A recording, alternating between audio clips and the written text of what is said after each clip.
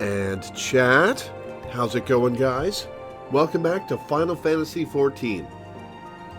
The agenda for today is the seasonal event, and then to continue with Heavensward. We're not going to be doing class quests yet. I'm gonna be spending some time in the next couple of weeks leveling up Dark Knight and Scholar and maybe a couple of others off stream. With the help of Minda and Danny. And then we'll do a bunch of class quests on stream at some point. We just did Dark Knight and Scholar, my first tries at them on stream. Excuse me. So that I could have my first experience tanking and healing on stream. And it was fun. Healing was stressful, but it was very interesting. But yeah, let me get Minda and Danny on call.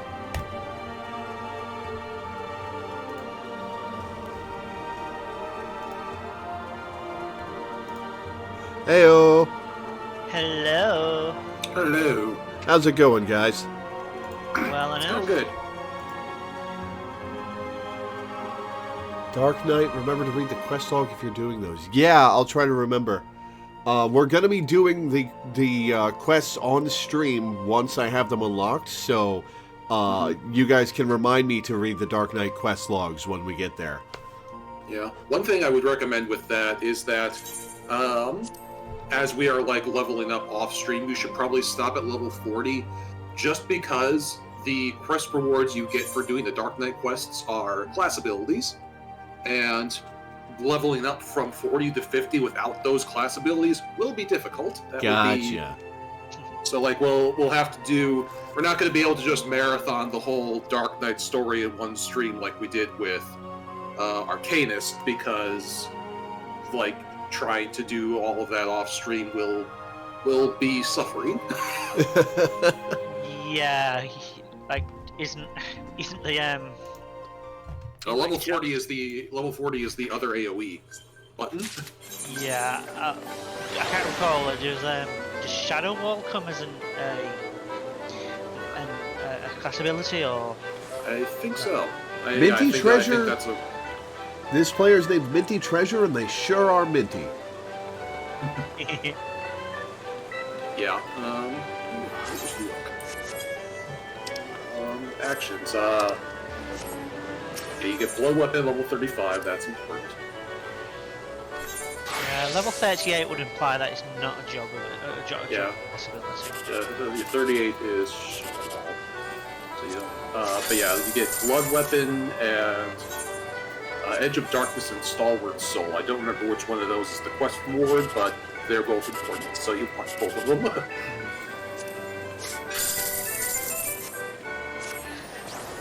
Oh right, I forgot I have a very, very, very, very silly Dark Knight weapon. Yeah, the roulette. You've been bragging about that roulette for weeks. How did you forget it? Because I haven't used this job in a little bit.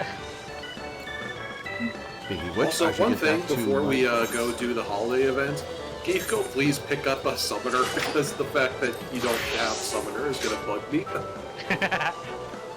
It's like, you have Scholar but not Summoner. It's like, what? No. Pick up the quest. Let Pick me up see the how drop much stone, please. How much space do I have in my journal? Oh, I've got 9 empty quest slots. Okay, that's fine. Yeah. Where's Scholar? Sorry, Summoner? Gridania. I think you picked up the quest to go there already, so you should have a quest in your journal to go to Gridania. Austerities of Flame. Speak to Ymitra at Kalu Falls. Mm-hmm. And I believe to do that quest, you'll have to be an Arcanist, but you'll have to not have your Scholar Jobstone on. Alright, well, I'll pick it up at least. I'm not going to do it right now. Yeah. Kalu Falls, that's this way, right? That's the closest Ethernet is the theater. Yeah, and then you can just head north from there. Yeah. Or the Lancer. Or you could pick the Lancer one and go west. West. There's no real good way to get to the falls. Ah, I see it on the map.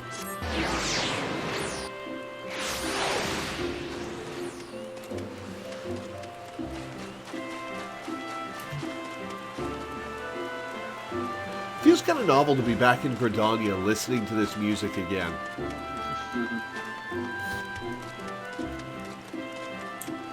Where it all began. So I'm guessing this is Ymitra here? Yes. So I have to be Arcanist.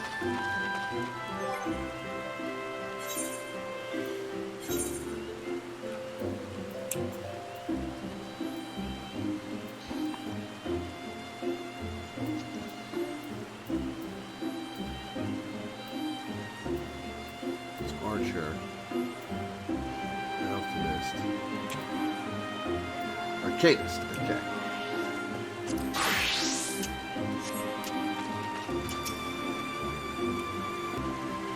Seasonal event is in Ul'dah, which is hilarious since you're a wanted woman there, yeah. Yeah. You are Loreweaver, I assume. Well met, and thank you for coming. My name, as you have obviously surmised, is Ymitra. I am a member of the Sons of St. Koinok. Ours is a Sharlayan order that seeks the lost knowledge of the Allagan Empire.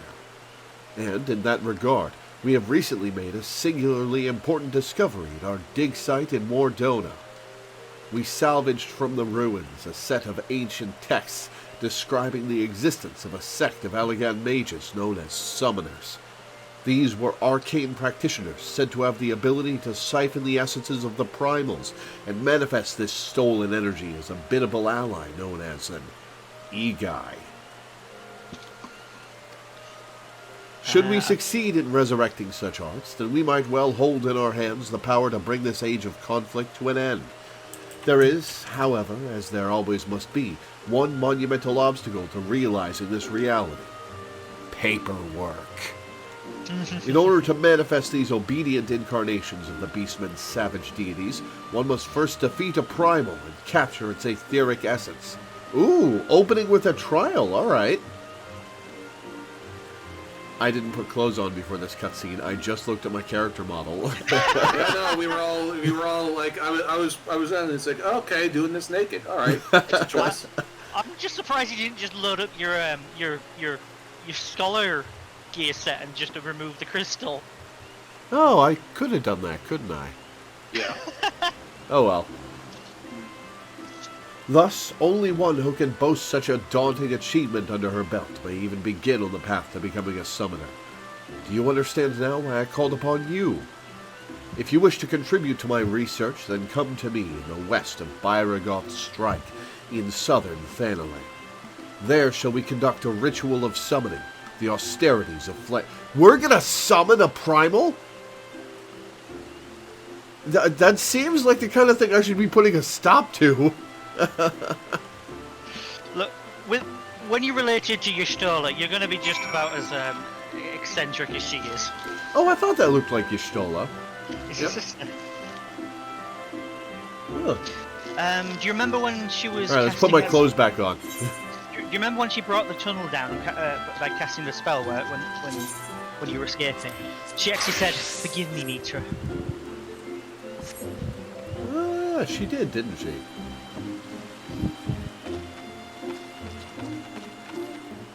Alright, so the seasonal event is in Ul'dah, correct? Correct.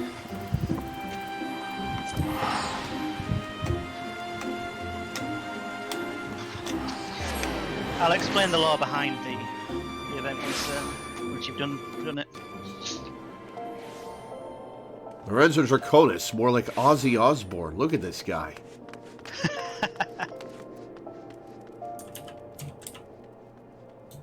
That's Ozzy, all right.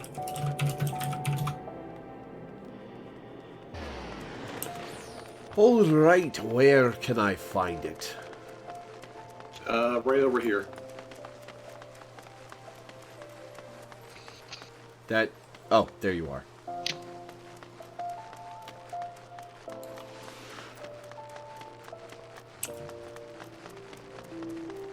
Royal Seneschal? Yep. Yes. Too bad, I'm talking to the royal servant. Good evening to you, adventurer. Have you any questions regarding the history of Little Lady's Day? I am at your service. What is Little Lady's Day? Once a year, when the peach blossoms come to bloom, Eorzea celebrates all the lovely and spirited young maidens who bring such joy to our realm. The origins of the holiday can be traced back to events that happened some 3 centuries past, when the Thorn dynasty still reigned in Ul'dah. The plucky Princess Edvia, tired of being sequestered within palace walls by her overprotective father, the Sultan Baldric Thorn, exchanged garb with a miller girl and wandered off into town in search of adventure. Upon learning of his daughter's disappearance, the Sultan was stricken with panic. He summoned the palace guard, down to the last man, and ordered them to tear the city apart to see that no harm befell his precious princess. And tear the city apart they did. The poor miller whose daughter assisted the princess in her escape saw his house nigh ripped from the ground, while the family was threatened with imprisonment and worse. To the good fortune of all, Princess Edvia was soon found just outside the palace walls. When she confessed the true reason that she had run away, her father was racked with guilt for his actions. There's supposed to be a W at the start of that racked, but I'll forgive it. He had the miller's house rebuilt by his most skilled craftsman and offered to personally serve as seneschal to the miller girl for a day to atone for his actions. The common folk were deeply moved by their sultan's newfound compassion. What is a seneschal? Mostly just sort of a high-ranking royal servant, more or less. Oh, so a super butler. Basically. The Sultan himself, vowing to never forget the lessons he had learned, declared that each year he would serve as seneschal for a young girl chosen from the townspeople by lot. The tradition continued long after Sultan Baldric's death, living on even as the Thorn dynasty gave way to the Ul. In time, it spread to other nations, where it took on new forms, eventually evolving into the Little Lady's Day celebration that we know and love today. Who was Princess Edvia? Princess Edvia was the one and only daughter of Sultan Baldric of House Thorn, the Huron noble house that ruled Ul'dah some 300 years ago to the day. Her disappearance from the palace, the commotion that followed, and its eventual resolution, oft retold as the legend of the Lost Lady, are said to represent the origins of the celebration we now know as Little Lady's Day. It is said that before the events of that day, relations between the spirited princess and her stern, overly protective father were strained at best. Though the father claimed to love his daughter dearly, the form this love took was the stifling sort. The princess's disappearance and return changed everything. Sultan Baldric gained a newfound respect for his daughter's independent nature, while Princess Edvia realized that her father's treatment of her was born of simple misunderstanding, not lack of love. The bonds between the two grew only stronger in the months and years to follow, and the two came to be celebrated as the most ideal embodiment of father and daughter that the realm had ever seen. All right, Handmaiden, have you got something to say? In I'd have to explain shit. Traditional Japanese garb? Oh. Handmaiden has noticed advertising a lovely Little Lady's Day of a year gone by. Huh. If you look around, you'll notice there are a whole bunch of cherry trees associated with this event, so there's a big cherry blossom festival vibe to this whole celebration. Yeah. Huh. Also over here is 3 NPCs that have been involved in previous Little Ladies' Days. They're a group called the Songbirds.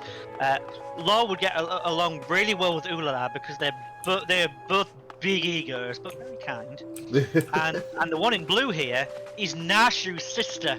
Really?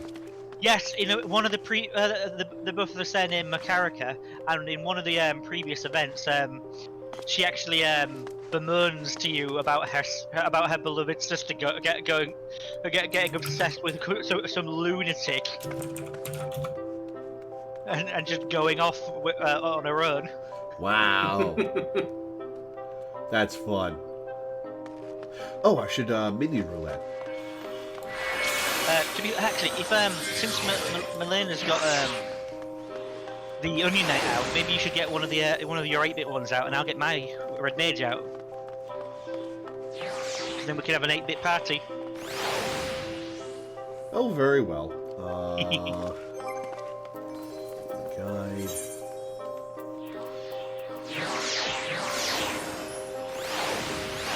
Okay, let's see which one I just summoned. You got Black Mage. Oh, perfect. Yeah, we've got a balanced party. We've got Black Mage, Red Mage, Fighter, and Onion Knight. One of these things is not like the other. One of these things is going to carry us to the end game.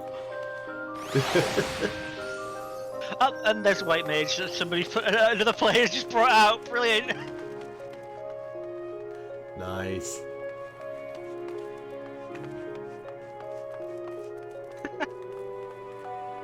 Wait, where? Muis Kaifu. Right next to you. They've got the what minion of White Mage. Oh, I see it now. Oh, it's Telmules in chat. Hi there. Hello.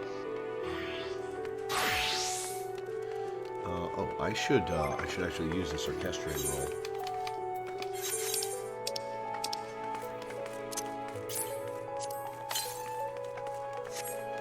All right, let's begin.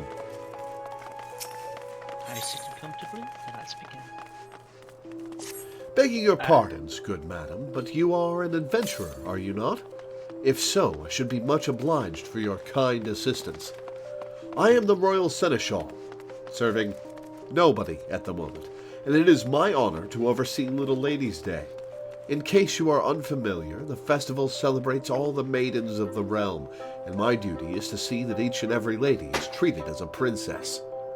Also, the tradition is to have the Sultan be a seneschal, but that's not really possible at the moment, so Lolorito's gonna have to do it. Oh no! I mean, we could get a leggy to do it. He could handle 2 people at once. Oh, that's mean. For this year's celebration, we are planning to distribute replicas of an antique folding fan to participants. Wishing to learn more about said fan, Miss Alditha, a scion of House Thorn, has taken it upon herself to investigate its origins. Alas, she has ever had a frail constitution and is feeling unwell. For now, she rests at my insistence, but passionate as she is about the celebration, I worry that she won't stay put. Thus, when I turn to you for help, in order to take the... What? Oh, it's because I touched my touchpad by accident. It skipped the dialogue. Whoops. I can check what it is. It's what's it put? Was it, thus would I tend for you to help? I don't remember. What you can do is, in the text box, you can go to event dialogue. I don't know how to change tabs on the controller, Okay, but if you can get to You do it by pressing the touchpad, which will skip all the dialogue. Yeah, I've got it here. So yeah, alas, has she ever had a frail constitution and feeling well? She now rests at my insistence, but passionate as she is about the celebration, I worry that I would put up a sail put. That's what you had. And thus I would turn to you for help. In order to take the burden off my lady, who is also a treasured princess this day, might I prevail upon you to assist with her investigation? And then you just nod and we're at where I am. I'm truly grateful. Now, Miss Alditha should be resting on a bench in the Gold Court, so pray seek her out there. I leave her in your capable hands.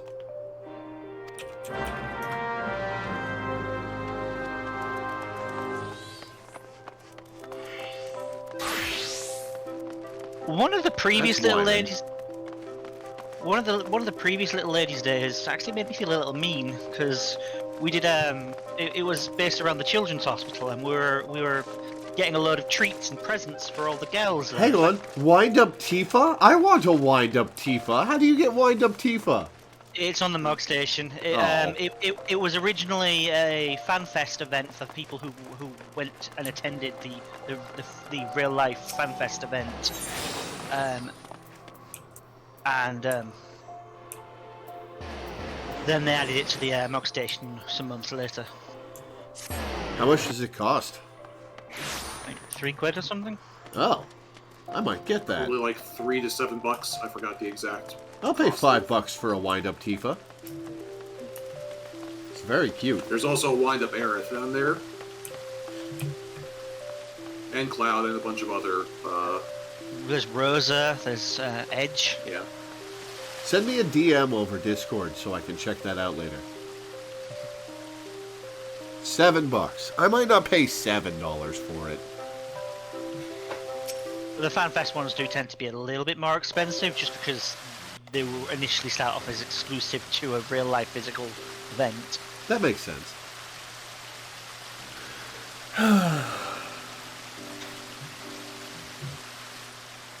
Oh, my apologies. I didn't notice you there, staring at me.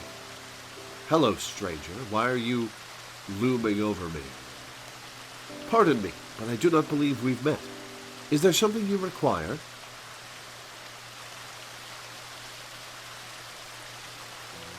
So the Royal Seneschal sent you. Well, I would be lying if I said that I didn't need the help. I'm in a worse way than I had realized. I'm supposed to meet with 2 people as part of my investigation, but loath as I am to admit it, I'm in no condition to be up and about. As you may already know, I'm investigating the origins of an antique folding fan, the very one beside me, which I found in the Thorn Manor one day. It seems pretty plain. Why did you think this was special?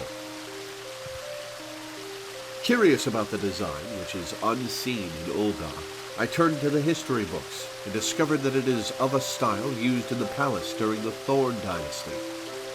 Further research revealed that Princess Edvia, my ancestor who gave rise to Little Lady's Day, once used such a fan in a dance she performed at a royal soiree.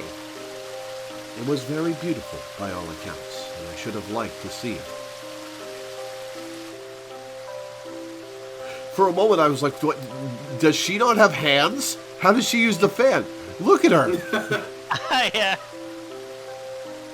She's handless. Whoops. Clipping issues. Well, she's a maiden, so maybe that's the exact opposite of being maidenless? Being handless? Inspired by this discovery, I consulted the Royal Seneschal, and it was decided that we would make replicas of the fan as gifts for this year's celebration. However, oh, no, there's a hand.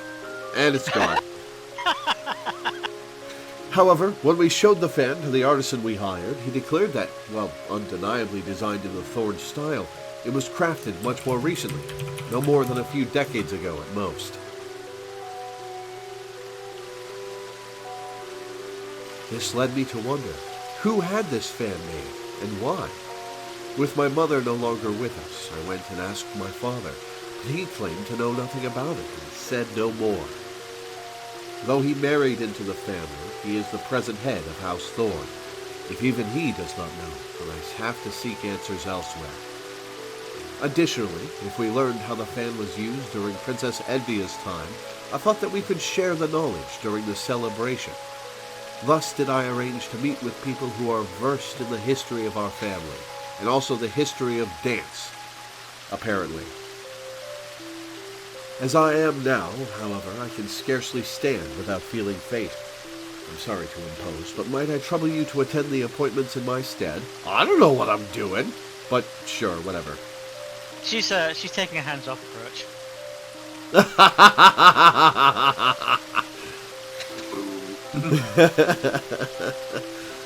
I'm in your debt.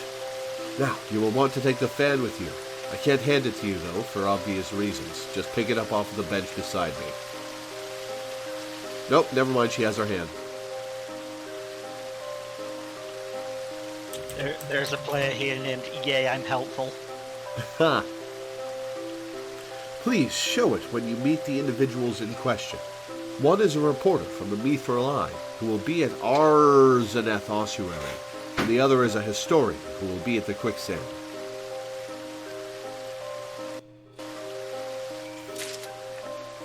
It'd be a lot more appropriate to do this quest as a dancer. Yeah. Whenever I hear Arzaneth Ossuary, I always think of the Mildeneth Sakrarium, even though I know the Mildeneth Sakrarium is never open. It's an area that you can't enter. Jabroni Jabronson dressed as Dumbo.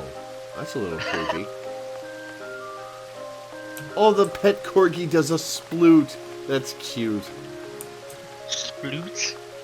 Yeah, where they get on their bellies and splay all four of their legs out. Oh, never heard that term before. Yeah.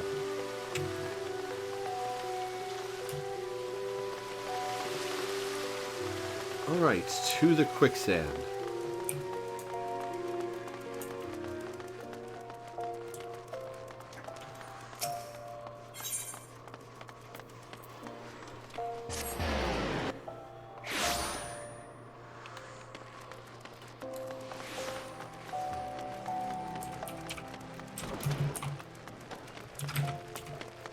Grizzled historian.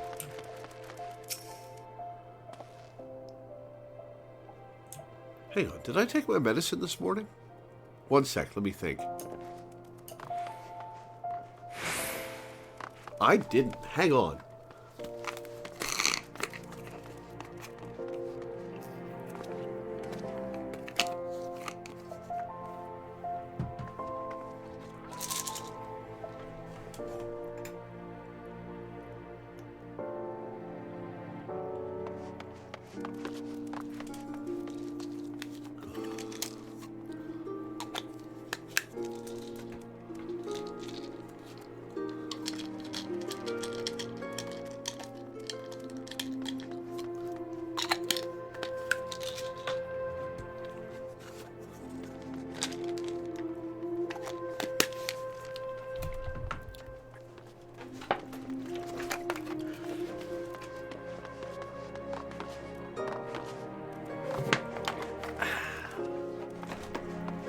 Can I help you with something?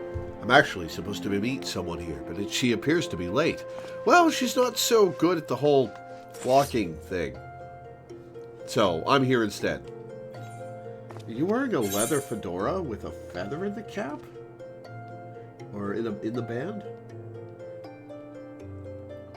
No, it's just a thing tied around the... okay.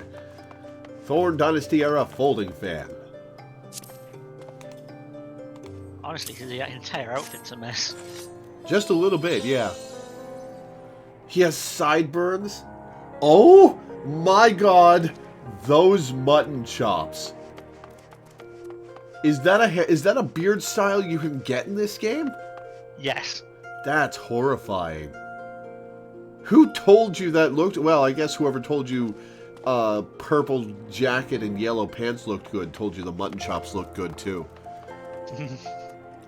So you've come on Miss Alditha's behalf, and this is the fan she wished me to inspect. Indeed, it is of a style hailing from the Thorn Dynasty.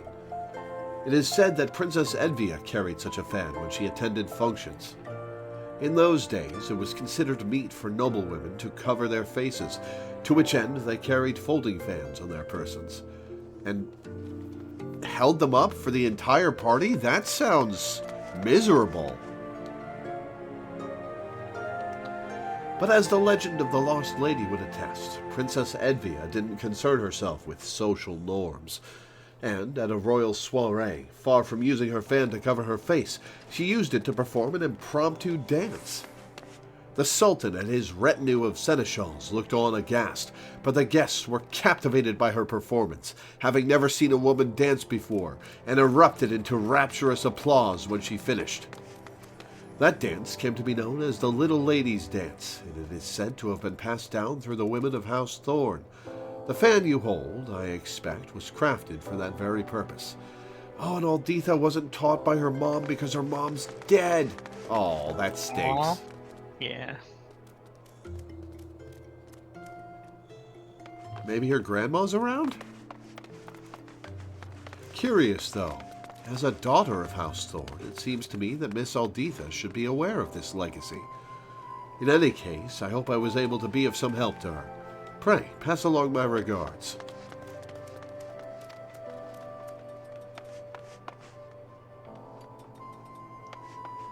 And then his model deloads forever. Thank Never God. have to see him again. Never again.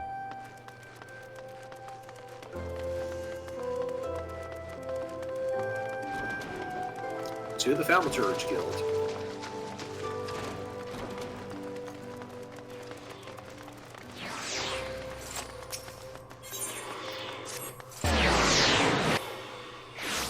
This world book's the measuring unit for the standardized measuring unit for magic is a Thaum. Well, yeah, it's the same route. Aye.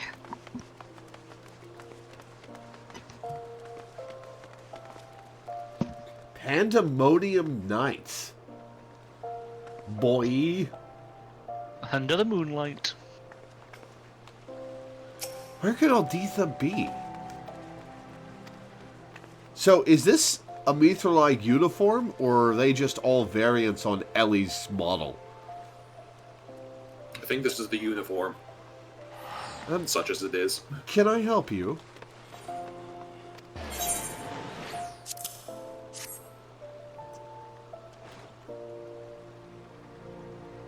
This fan. Alditha sent you, I take it. Very well then, I'll tell you what I know. When Alditha reached out about an antique fan she found, I was instantly reminded of a similar one that I saw long ago. By her description alone, I couldn't be certain, but to see it here and now, there's no doubt in my mind. This fan once belonged to Alditha's mother, Claudia. She was still half a girl at the time, 15 summers old perhaps, when I interviewed her for a Little Ladies' Day article. That day, she had this very fan with her. Wow, how old is this lady? She's pretty old if you zoom in on her face. She is like an older looking woman. She was out of sorts, though, and begged to sit down and rest. As tired as she looked, I decided to cut the interview short and ended up writing about something else. I must say, I find it a little strange that Alditha should ask me about the fan. It belonged to her mother, after all. Surely she would know about it.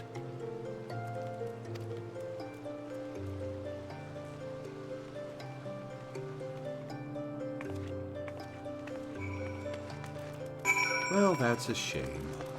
Poor Alditha.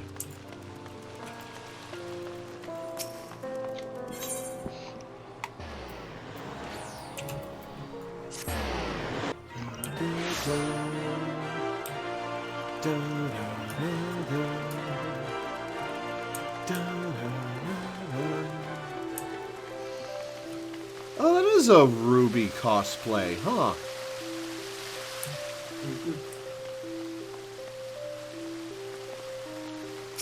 Ah, you are returned. Thank you for attending the appointments in my stead. So, did you learn aught of interest?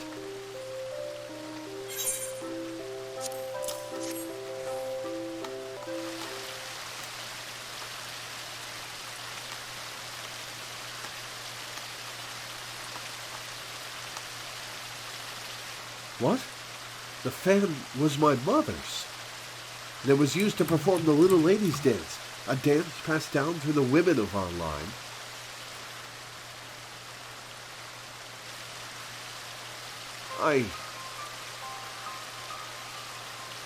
Forgive me, but I'm not sure what to think. I never knew about any of this, about neither the fan nor the dance. Why didn't my mother share the tradition with me? Perhaps she didn't have the chance.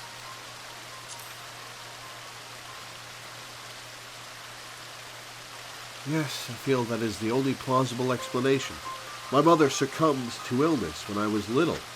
Even if she had wished to pass on the tradition, she never had the chance to do so. Well, hopefully she taught it to the seneschal or something to pass on to you when you were old enough. Be that as it may, my father must have known something. I know not why he claimed otherwise and feigned ignorance about the fan, nor do I expect that he would willingly talk. Still, I want to know about the dates and about my mother. I'm sorry to impose yet again, adventurer, but won't you help me find the answers? Oh, yeah, no, I'm invested now. Don't worry, Aldiva. This is some hot goss right here. This means a lot to me. Thank you. Now then, if my mother appeared at Little Lady's Day with her fan, it seems likely that she performed the dance there. On that assumption, I propose we look at those who knew my mother around when she was involved in the festival. For this, wealthy, middle-aged folk seems a likely place to start. Chances are they at least crossed paths with her in social circles. To that end, could you please try approaching affluent-looking individuals at the Sapphire Avenue Exchange? They're gonna think I'm a panhandler, Alditha. And Eshtame's aesthetics. I shall await you here.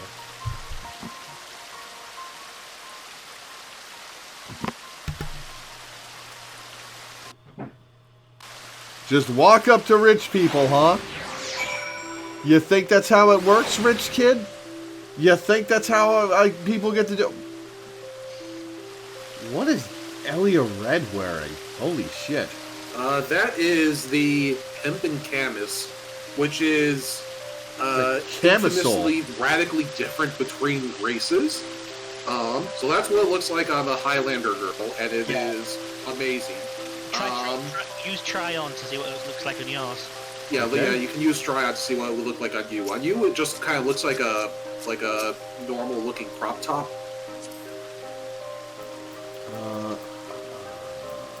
View adventurer plate, right?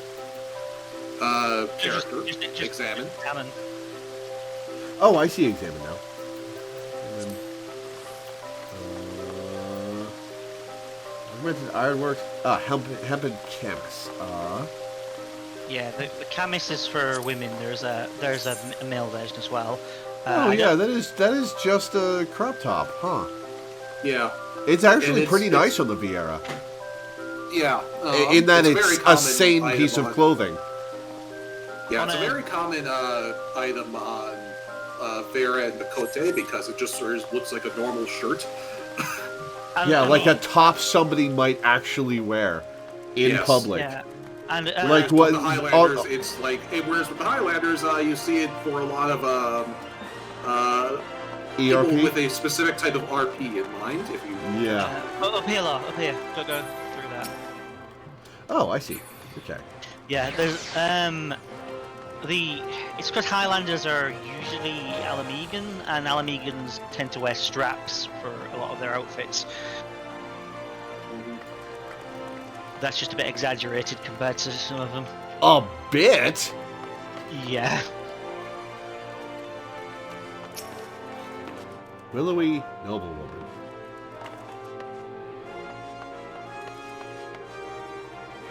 Finally, an older person who actually looks like they're not in their 20s.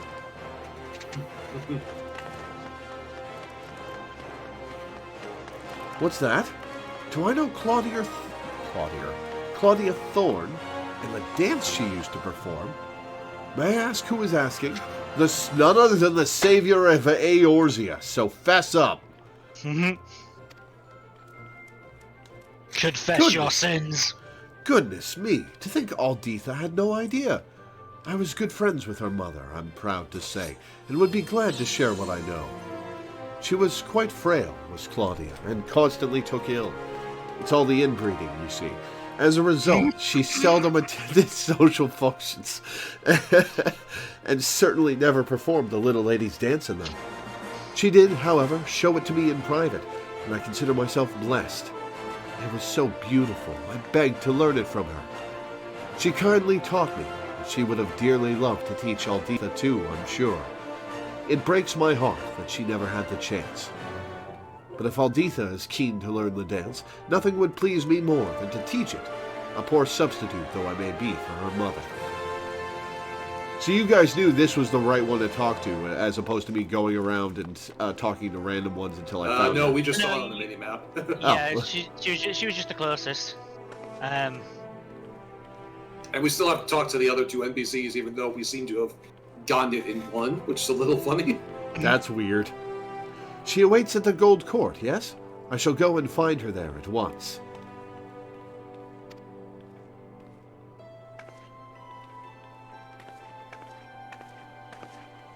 Huh, your character model turned to look at her too, as she walked away, not just mine.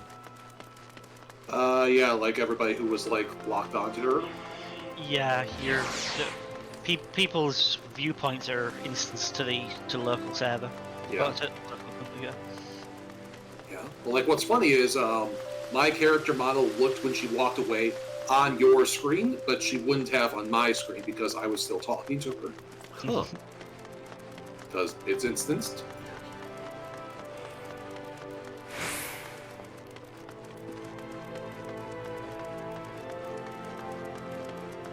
Restless nobleman, who I'm prepared to say is going to be no help. Where in the world did she disappear to? Are you Alditha's dad? What? Did I ever see the dance performed by Claudia Thorne? As it happens, yes. Yes, I did. It was during a Little Ladies' Day celebration many years ago. Claudia was participating for the first time, and I had the honor of being her guide. By way of thanks for my company, she showed me the dance. Flourishing her fan, she moved with such majestic grace, I was left utterly transfixed. A dance so lovely should be seen by all. Won't you perform it on stage at the festival? I suggested. And, to my delight, she agreed with a smile. But no sooner did she finish enrapturing the crowds than she retreated out of sight and all but collapsed onto the ground. It was then that I learned of her frail constitution. Though I hadn't been aware, I felt no less terrible for making her overexert herself. I apologized profusely, begging her not to push herself ever again, and the sad look on her face when she nodded is something I've not forgotten to this day. You're Alditha's dad, I'm betting, and you're recounting how you met her mom, and why you wouldn't show Alditha the dance, or talk about it. But look at me prattle on to a complete stranger. My apologies. Now then, I was in the midst of looking for someone, so I shall excuse myself.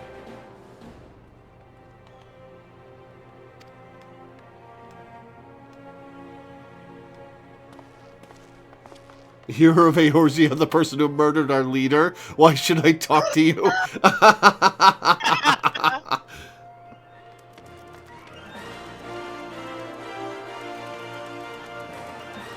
Haughty mother. This looks like the woman from that one... From the Hildebrand quest. Yeah.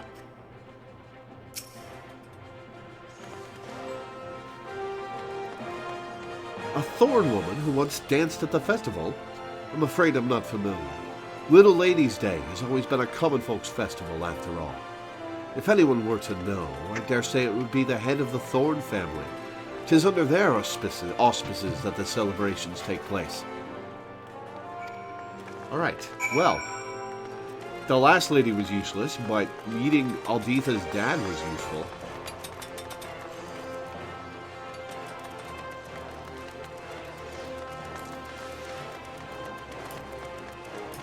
Okay, I passed this guy by, and my brain simultaneously conjured images of Penny and Colgate-Shan from Fire Emblem Engage.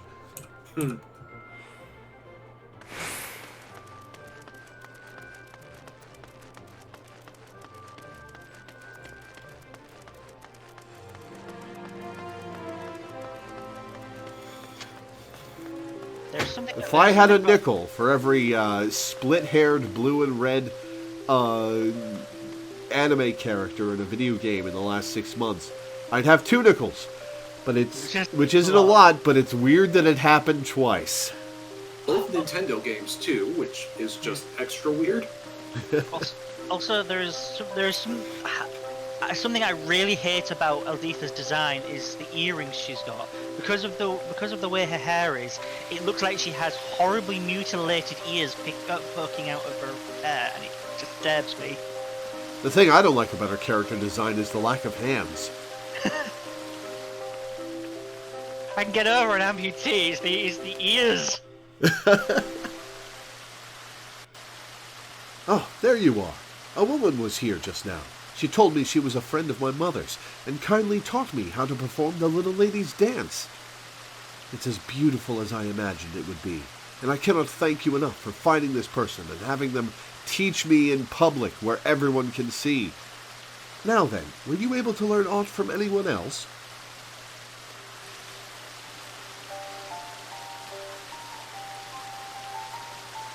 So my mother once performed the dance before a crowd, but the exertion was too much for her. From what I've now seen, the movements may indeed be trying for those of poor health. Those such as myself.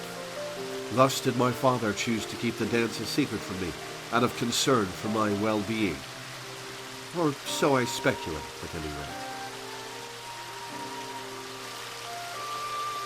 Lady Elditha! Thank heavens I found you. Rodolph? The red-nosed seneschal? What are you doing here? What am I doing here? Begging your pardons, my lady, but you disappeared from the manor without a word.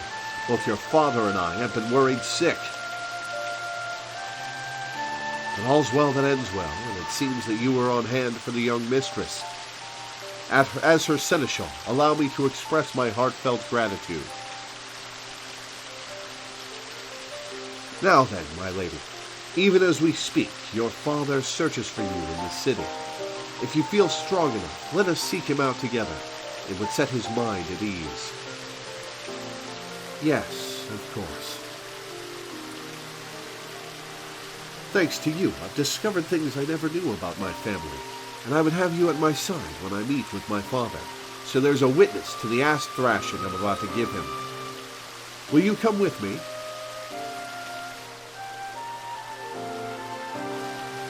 Thank you. Your presence will give me the courage to seek the truth.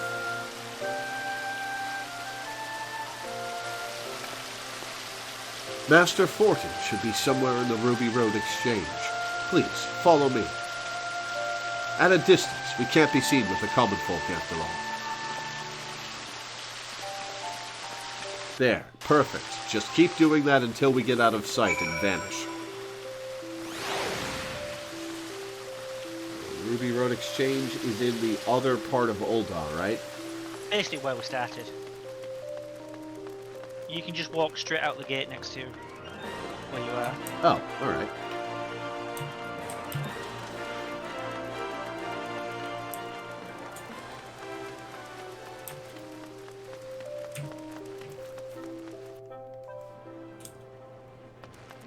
Pomolman.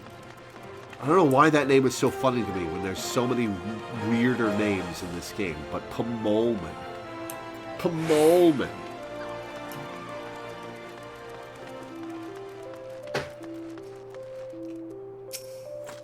Master Fortin was beside himself with worry over the young mistress's health. He wishes to thank you for attending her. Yep, I know it was him. I told Father that I am perfectly fine, but he nevertheless insisted that I sit down.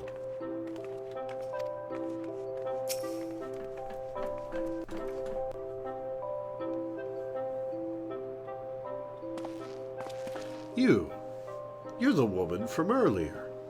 I should have guessed you were the one who aided my daughter.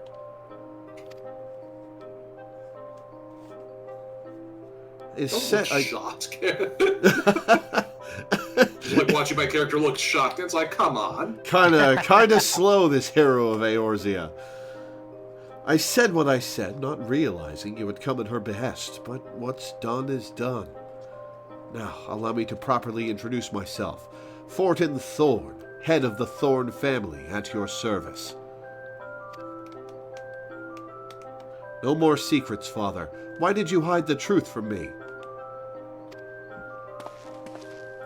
couldn't bring myself to tell you.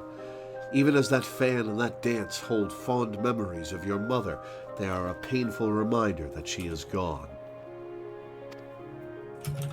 I couldn't bear to lose you as well.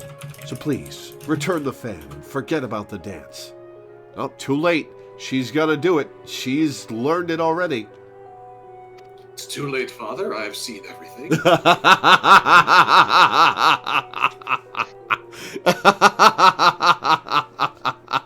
I don't know why, but I'm thinking of that meme where the mother's like, don't associate them, and then the child is. Yeah, that's what it was. That is what the reference. Yeah. Fair enough. It's like, Billy, no. Father, I understand full well why you feel this way. Were I in your position, I would likely feel the same.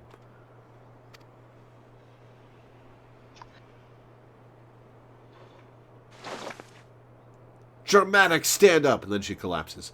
What are those little birds? Just little decorations. They're cute! They're very cute. I believe Milena referred to them as angry tailors. They kind of are, aren't they? But as much as I'm touched by your concern, I know about everything now. Everything. About Mother, about the fan, and even the dance.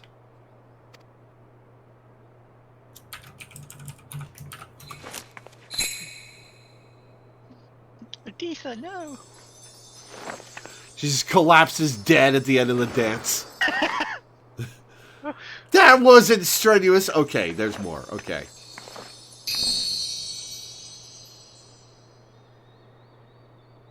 I thought the dance involved not covering your face. Oh, he's having a flashback to his wife. Oh, no. Oh, that's well done. Yeah. That's well done. That's good storytelling. This game can do big stories, but it can also do really satisfying little stories too. Yeah. I love it. Claudia? Lady Alditha, that was extraordinary. You spun in place 3 times and held a fan up to your mouth. Absolutely magnificent. Where in the world did you learn how to dance so beautifully? An old friend of Mother's taught me. Despite all these years, she still remembered the entire dance down to smallest flourish. Mother brought you great joy when she danced for you that day. On coming to understand this, I knew that I wanted you to experience that joy again. Alditha.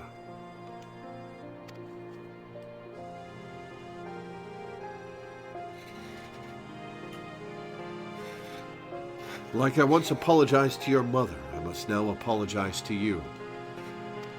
It was wrong of me to hide the fan and the dance from you, and I hope you find it in your heart to forgive me. If it is your desire to carry on the tradition, then I will not stand in your way.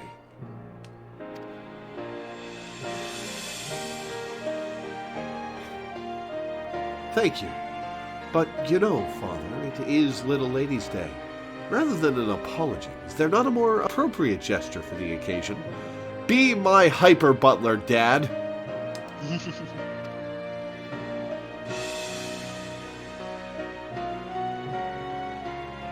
As you say, my princess.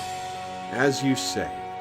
I, Fortin Thorn, head of the Thorn family, do hereby pledge to serve as your royal seneschal. Your every wish is my command.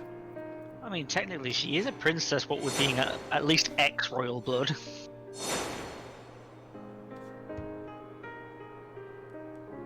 Except, perhaps, when I judge that you are overexerting yourself.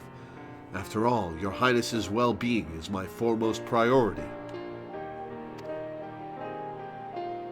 I shall bear that in mind. Without further ado, then, my first wish is to instruct festival staff in the Little Lady's dance, that we may share it with all who participate in the festivities. If that is your wish, then it is mine as well. On this day, all ladies are princesses, and everyone should by rights inherit the dance passed down in our family.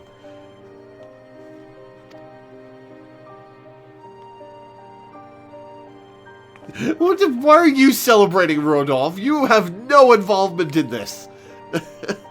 I have a gift for you, adventurer, as a token of my gratitude. It isn't much, but please accept these instructions for the dance, along with a replica of my mother's fan.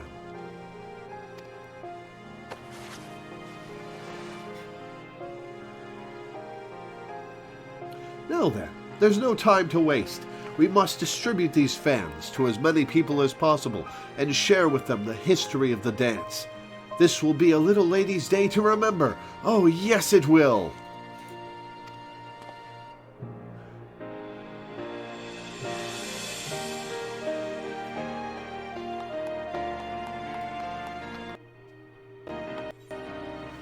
Well, that was a sweet little story.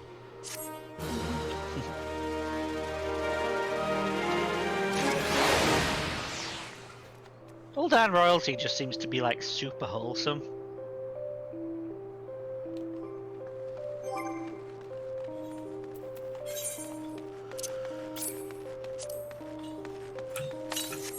You learn the emote Little Ladies Dance.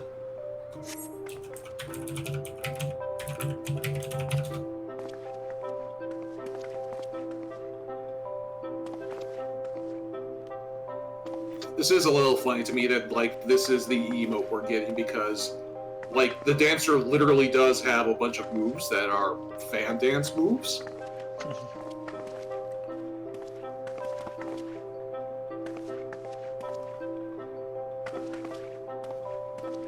I think it's kind of funny that men can do it.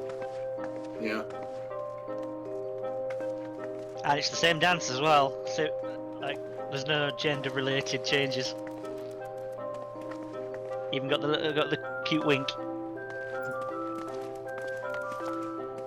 We could all line up and get a glamour shot with it. All right. Let me. Well, I mean, if we all do it, you can like do some magic in G pose to get us synced up, right? Exactly. Yep, Milena, stand next to me. All right. Actions. No. Social emotes.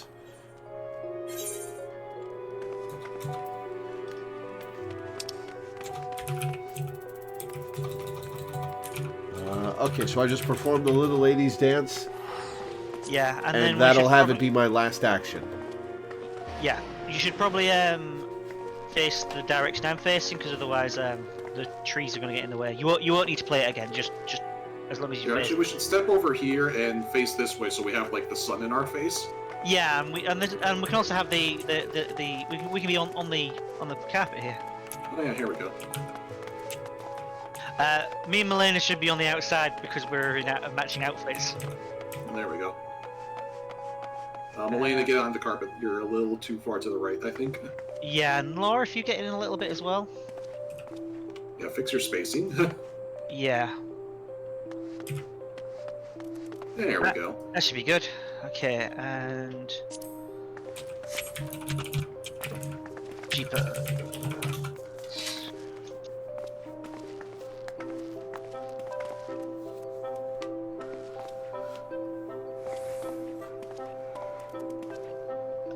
One minute. Let me do that again because apparently it's cancelled my dance out. I don't know why. Good chance of this being the thumbnail. Hey, Ox, how's it going? We're dancing for G-Pose.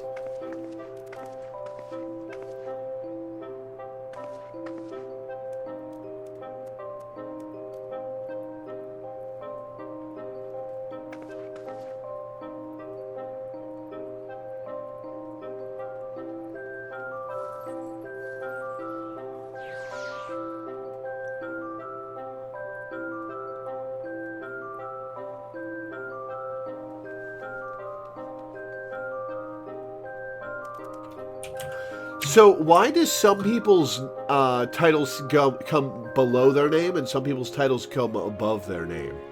Whichever fits the position, well, whichever position fits better. Like, it's just depends on the title itself. Oh, right. Milena starts with of. Yeah. Milena Ritze of Dragon's Deep. Stormlord Zaminda Tia. Yeah. Stormlord Icebreaker. Actually, my favorite one for this part of the story is Unbeliever. I should put that one on. Yeah, you get that one for starting the Heavensward quest, and it's very appropriate given. How's that screenshot, by the way? Oh, yeah. Let me take a look. You didn't tell me you'd fired it off. Oh, yeah, That's very excellent. That's perfect. There's the thumbnail. Brilliant.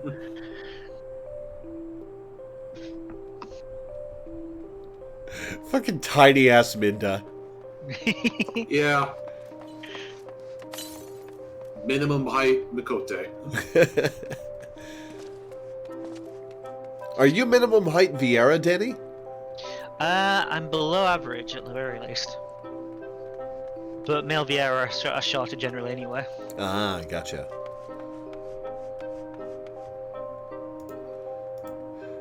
Alright, so the fact that Lore just murdered a bunch of Temple Knights. Oh yeah, let's paste the link in chat. Hang on. Where do you think me and Milena got the red dye from?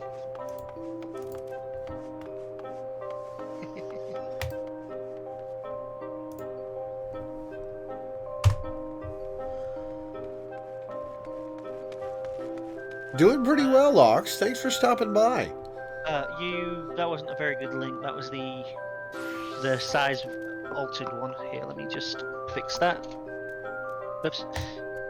Well, I fixed the link, but also posted it about you as well.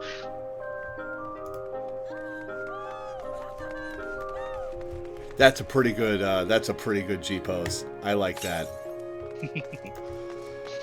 All right, so what do you guys say we do some MSQ? Sounds good.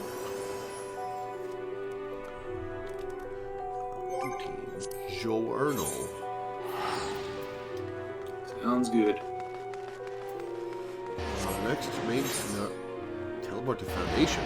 Is that where I should be going? Yes. Yep.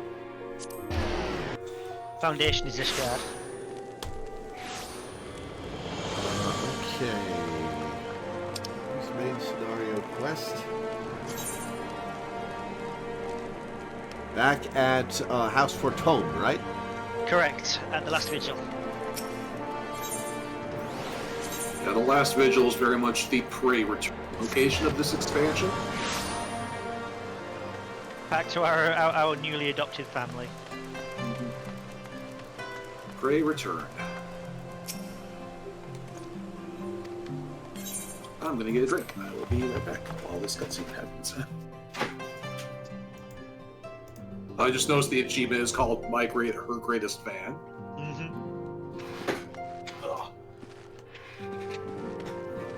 Ah, there you are. House Fortome's steward. Ah, Mistress Weaver. My lord the Count much desires to speak with you regarding your time with Lord Archwarel. I still can't say his fucking name. Archwarel and Lord Amanelaine. If you would remain here for a moment.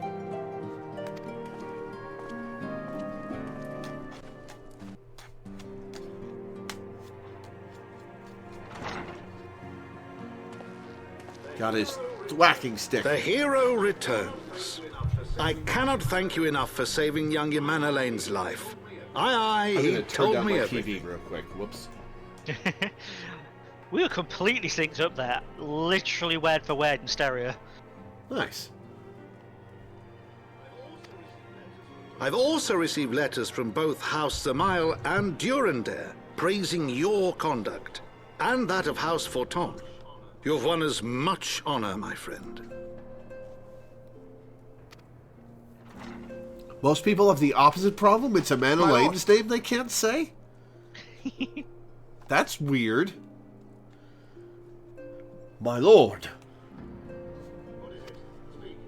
What is it? Speak. Pray forgive the intrusion, my lord, but I bring Archwarel grave is tidings. dead. Master Alphino and Mistress Tataru have been detained on suspicion of... Not threatening Tataru. We may have first trouble. What? Explain. heresy. They were observed entering a tavern in the lower levels on some half-dozen occasions. There, it is claimed, they made a number of inquiries. Inquiries which brought them into contact with certain elements. 'Twas this which prompted a Knight of the Heavensward to demand that they be questioned. Sir Grinno, my lord. Sir Grinno is a brute. An exceedingly accomplished brute, but a brute nonetheless. Alas, he is also a son of House Zamayo. Yeah, they got arrested and not me. Yep.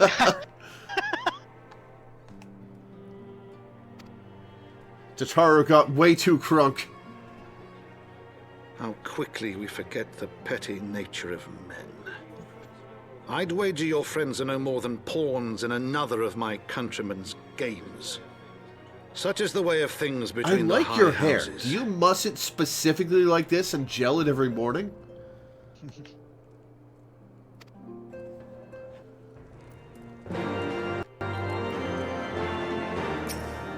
Though you have won the hearts and minds of many of my countrymen, there are those who will never be swayed.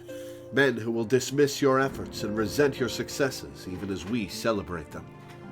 'Tis like that one such member of House Zemael is manipulating Sir Grinno, for he is not a man to dabble in politics of his own volition.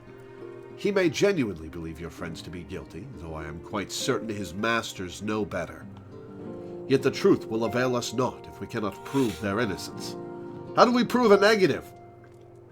You would do well to speak with Sir Emmerich at the Congregation of our Knights Most Heavenly. He will know more of these charges. Also, he's got some massive pull, and I'm friends with him. We got friends in high places. And enemies in even higher places. How do you do your hair count? Your priorities are on point, Lore.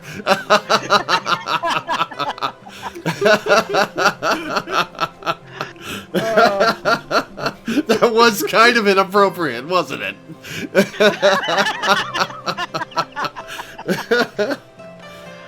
Oh, shit. Oh, where the hell am Count's I sons are going? both saying there, it's like, are you flirting with our father? You realize he's technically your dad too right now. I mean, you're just a ward. Like, you can have any kind of relationship you want with this man. Well, plus it's I'm a grown woman. Yeah. There's Game of Thrones influences. It's fine. Yeah. Hi, Lucia.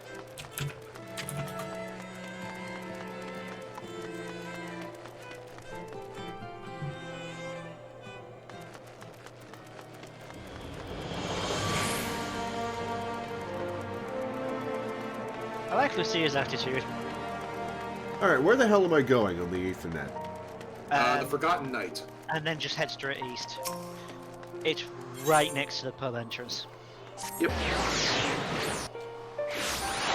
Forgotten Knight is probably the second most common aetherite you'll be using in this city. Lore gets a shirt. I'm not the stepmom, I'm the mom that stepped up. Firm Albert! I finally meet him! You stand before the congregation of our Knights Most Heavenly, the headquarters of we knights who have sworn to serve the Holy See, and I am the firmest, most dedicated of them all, Firm Albert. Oh, Milena, you should have a look on the market board for the Suffolk greatsword. It would actually go really well with that glamour you're using. It has been too long, Lore. Would that this visit came under happier circumstances. You are come to plead for Master Alphino and Mistress Tataru, I take it. Especially for Tataru. Word of their detainment reached us while I was delivering my report on the Vanu Primal. Truly, I know not which is the more ludicrous, these charges or that flying feathered whale. That Sir Grinno's accusations are baseless, I have no doubt. Refuting them will be difficult, however, as he is a knight of the Heavensward,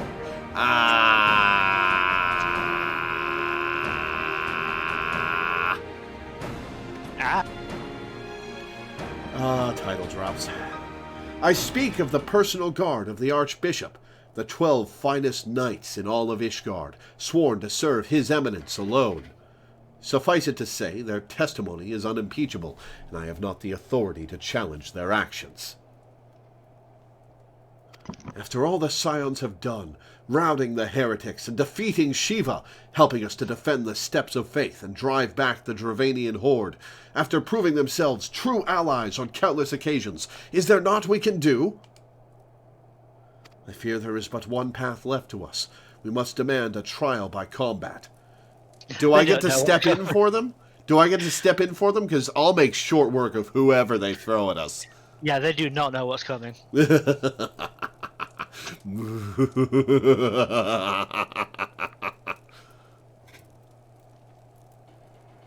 But of course, in a trial by combat sanctioned by the Inquisition, the victor's claim is judged true regardless of the petitioner's standing. It's super fucked up, but we're going to use it to our advantage. Under Ishgardian law, a trial by combat pits the accuser against the accused.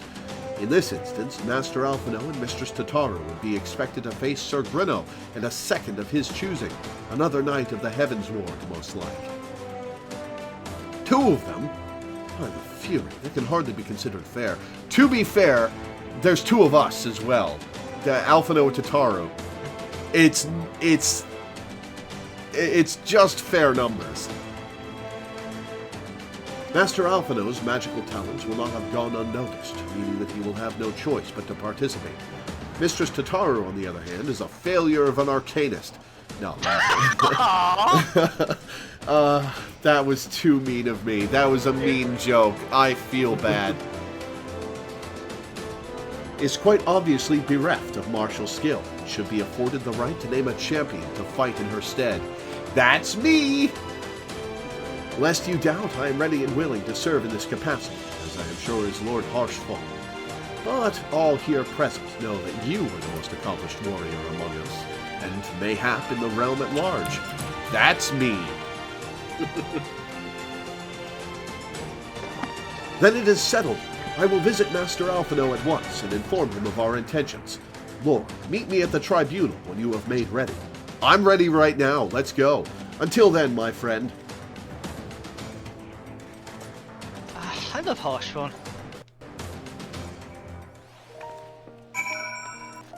Just the complete and utter faith in you. He's seen me work. He knows what I can do. Alright, where am I taking the Ethernet? Ah, it says the tribunal in the pillars. Yeah. Same place where you picked up Dark Knight, if you recall. Yeah, it's the place you slaughtered the fuckload of these guys. This does not seem like the best plan, suddenly. Listen carefully, Lore. When the trial begins, the petitioner will be asked to restate his charges, and the accused invited to respond. Then, in accordance with the law, they will be asked to restate their request for a trial by combat. Once the High Adjudicator acknowledges Mistress Tataru's right to name a champion, that is when you must make your entrance. Oh, I cannot wait to see the look on Sir Grinno's face when he sees his true opponent. 'Twill be priceless. Oh, he's great. More seriously, should you begin to lose heart, look to me in the stands, and I shall cheer so loud you will wonder how you could ever have contrived to doubt yourself. Not a problem, Orshfont, but I appreciate the support. He's a good dude. Yeah, not gonna need the buck up, but I appreciate you being in my corner. Now, are you ready? I was born ready to kick some Ishgardian ass.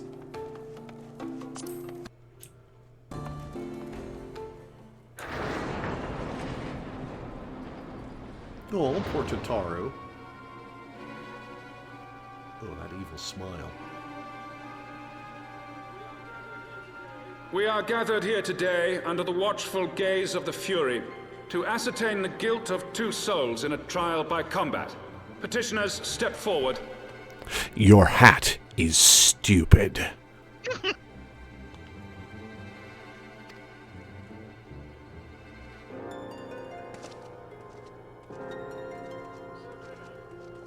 Sir Grinno, for the benefit of all here present, I would ask you to repeat the charges which you have leveled against this man and this woman.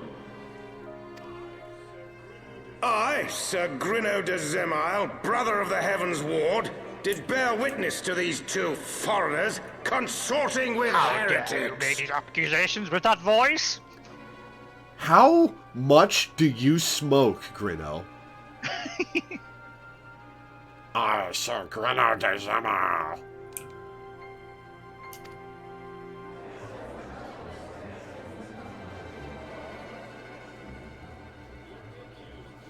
Let the accused step forward. Oh god, we get to hear Alphino's new voice. Oh no! And Tataru's.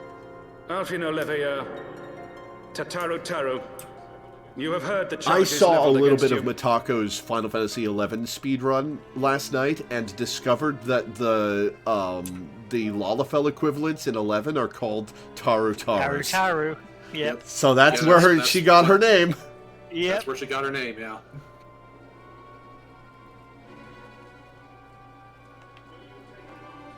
Will you take up arms to refute Sir Grinno's claim and thereby prove your innocence She in the is eyes the of gods and archetypal men? Lalafell. The platonic ideal of Lalafells. I, Alfredo Leveilleur, am innocent of this charge and claim my right to trial by combat. I, Tataru Taru, am innocent of this charge. But I am no warrior and cannot fight. So, I claim the right to name a champion. Good voice. That is a good Tataru voice. To the old and the infirm, the young and the weak, this right we allow. Very well. Who will Ooh, stand pick for me, this woman? pick me!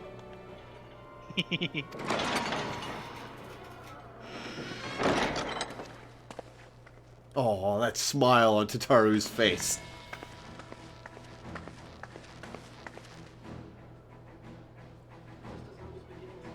Just as I was beginning to doubt the efficacy of the Ishgardian justice system. Come, my friend. Let us put an end to this mummer's farce.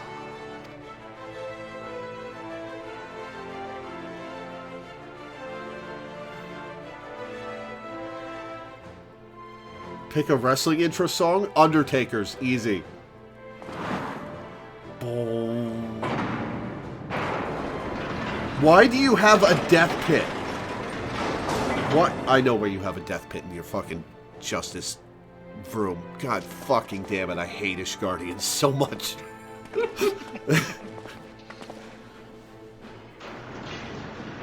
They're locking Tataru in the death pit? Oh, fuck you. Render unto us your judgment.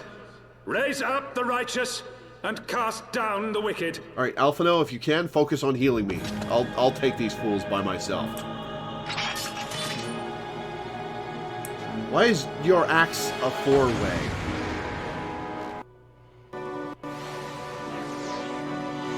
Commit to being an axe or a mace. Pick one.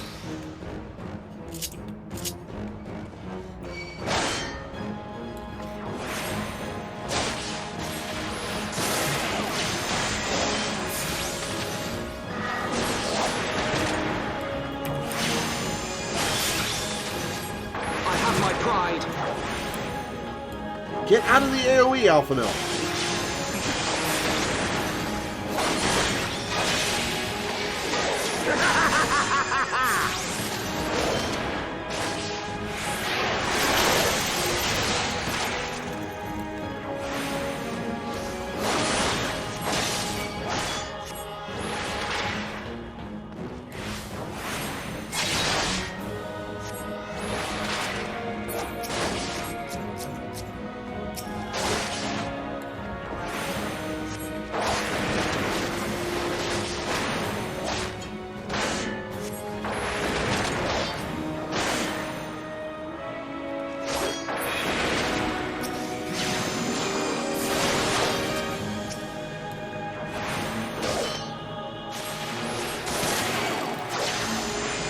I've got you now.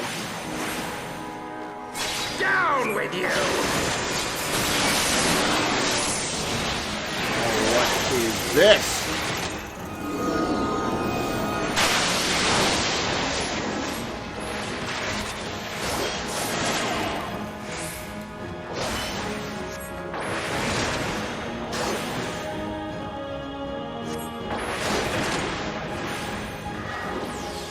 sure rub it in.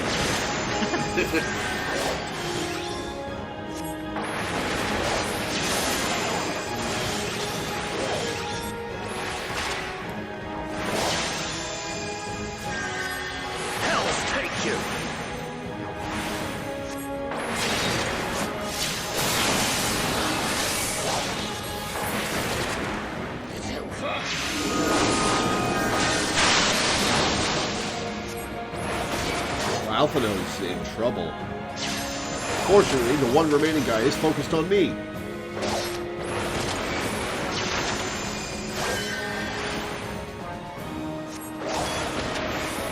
Got him. Easy.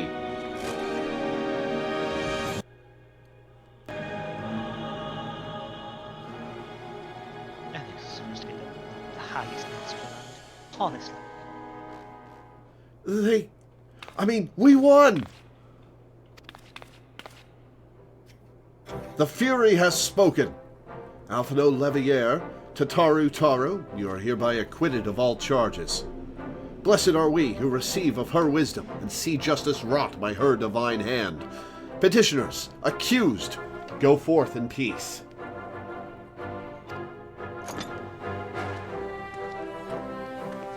Delivered from an untimely demise yet again.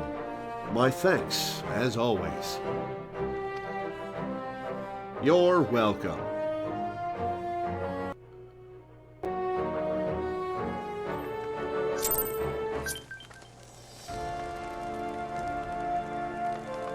Let's see Alphino or Tataru here.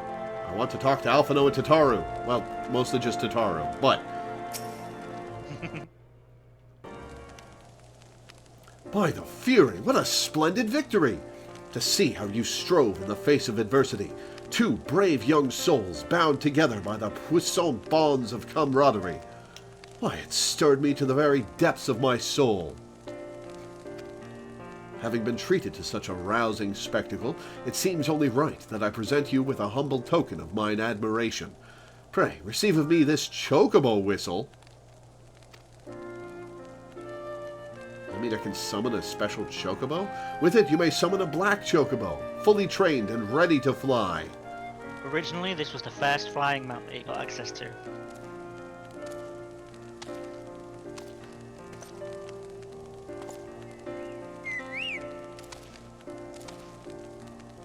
So does this mean all my mounts can now fly around here, or do I have to call this chocobo specifically? All of your mounts will be able to fly once you've attuned to the etherite currents. Ether currents. It'll be explained. You're about to unlock a mechanic that unlocks flying zone by zone in future zones. Gotcha. Magnificent, is she not? Strong yet sleek, elegant yet eager. What say you, Lord? Will you take her for your steed?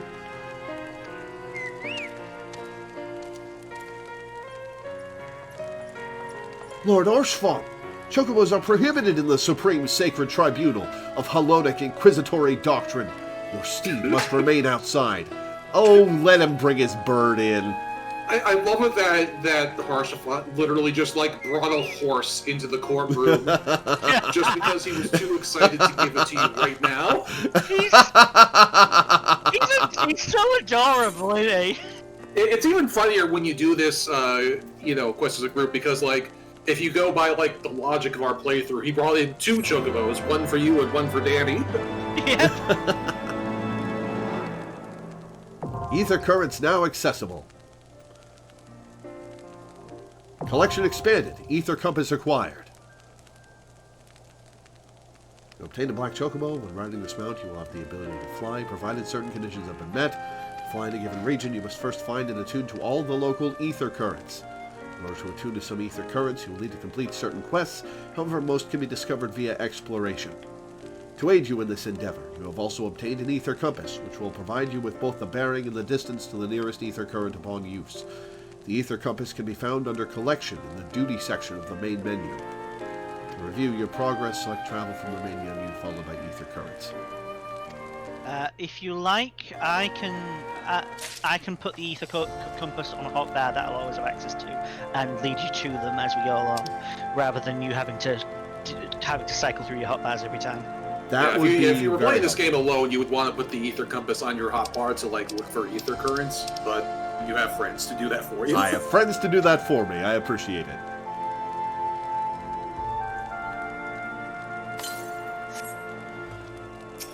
Also, they nerfed. If you go to travel, there's an ether current tab. Oh, that is now open on your in your menu. And if you look there, you will see which zones you are hunting for currents in. It says ether currents. No information to display on all 4 of the tabs. So I presume it's just the current zone. Yeah, I'm surprised that they don't have anything there. Well, in each zone there are 4 ether currents just out in the wild, and usually 5 that you get from quests. And they nerfed that a while ago, like I think when Endwalker came out. It used to be that there were 10 ether currents out in the world, which is why the text says most of the ether currents are just out in the wilderness for you to explore. I actually kind of liked the old way, like not even just like a back in my day kind of thing, but like when there were 10 ether currents located around the zone, it forced you to like actually explore the zone some more. Wait, there still are, aren't there?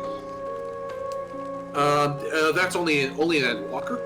The Endwalker zones still have 10 ether currents floating around. Oh yeah, I think you guys said they reduce it when the new stuff comes out.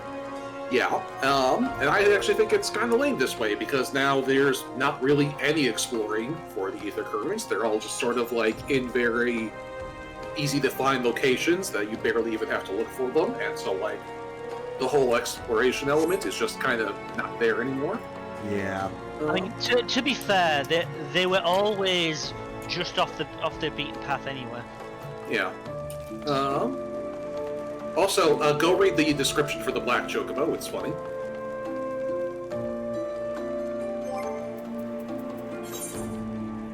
In the Mount Guide. Purebred Ishgardian Black Chocobo, trained from birth by House Fortome Knight, Sir Orshfon, and presented to you in a gesture of true friendship. The bird is slightly more muscular than you expected. It exhibits the strange habit of squatting when left to itself. Also, the summon icon for it is summon de forth your black de chocobo.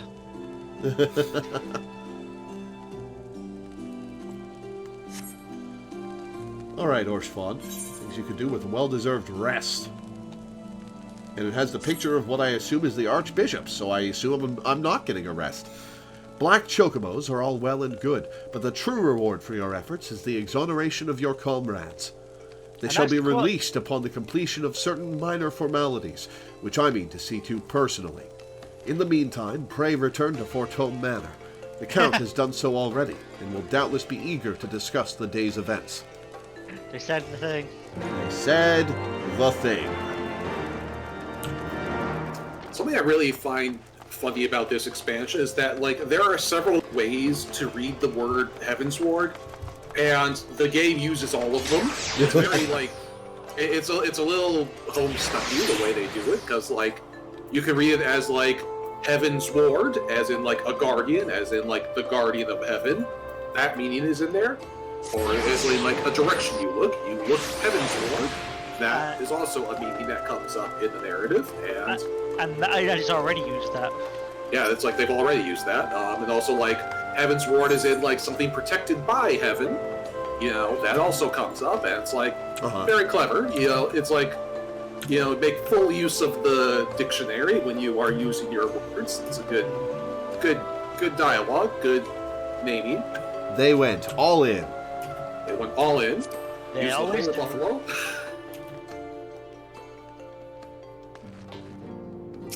I was not present at the trial, but my father told me of your performance.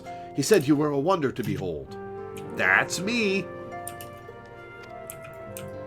Are you trying to become the talk of the city? Because if you are, you're doing an admirable job of it. It brings me joy to see you in good health, Mistress Weaver. Why, thank you.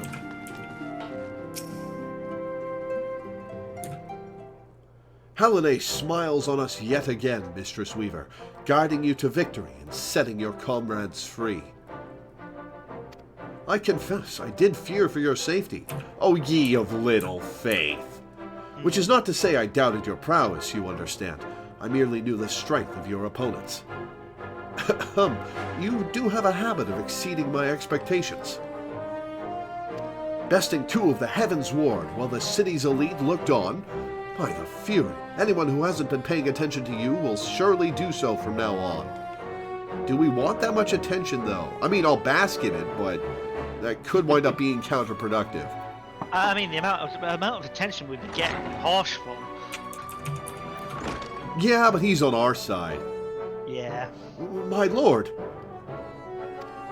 And he's been giving it to us ever since we met him at level 30. We have just received a message from the vault. His Eminence the Archbishop requests the presence of Mistress Weaver. Uh-oh. An invitation from the Archbishop? Do I get to tell him off in person?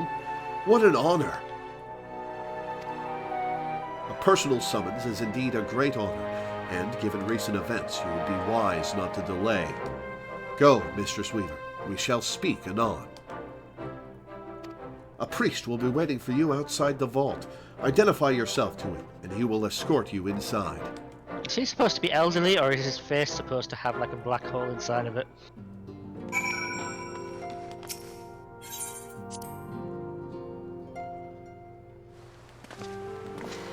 All right, to the vault.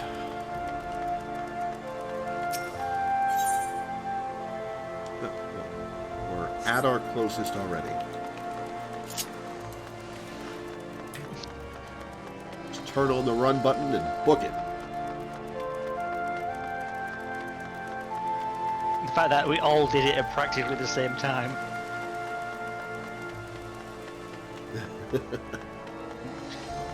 Let's go meet the Pope. We can give him Undertale. Ha! We are honored to receive you, Mistress Weaver. This way, please. That's right. Speaking of which, it is an Undertale honor next for week. you. What? Speaking of which, Undertale next week. Yep.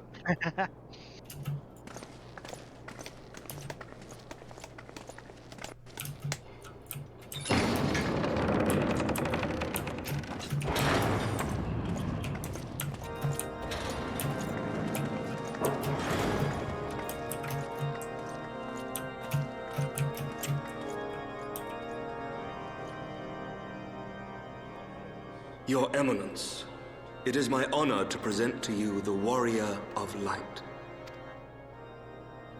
Oh, hi, Ramu. What's up? I have heard the tales of your many grand endeavors. The Lord Commander has also been most effusive in his praise. I am Thordan VII, Archbishop of the Ishgardian Orthodox Church, and I bade you come here that I might offer my personal Well, that's apology. unexpected. You will forgive me for not calling upon you as courtesy would dictate. But, as you can see, my more sprightly days are long behind me. But I digress. Your companions were wrongly accused of heresy and subjected to gross indignities. This, I am sorry to say, was the result of negligence on the part of our nation's protectors. Negligence born of an excess of zeal. Is that not so, Sir Zephyr? You're much more reasonable than I was expecting. What's the catch? I like his robe. Yes, Your Eminence. Regrettably, it would appear that we of the Heavensward were in receipt of erroneous information. Sir Grinno has ever been headstrong. He pressed charges before the truth had been ascertained, for which I most sincerely apologize. An unfortunate misunderstanding born of an earnest desire to serve Ishgard, but one which should never have occurred. Well, you got that right. Fucking For who could doubt the character of those who bested Shiva and drove the Horde from the steps of faith? Not I. That much is certain. That will be all, Sir Zephyrin. I would speak with our guest in private. Are you sure? I have been credibly accused of regicide. Your Eminence,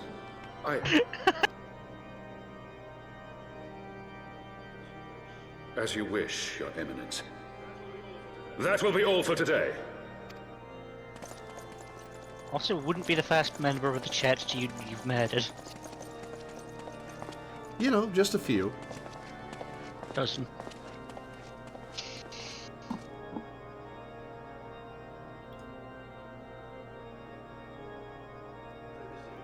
Privacy is a luxury rarely afforded one in my position.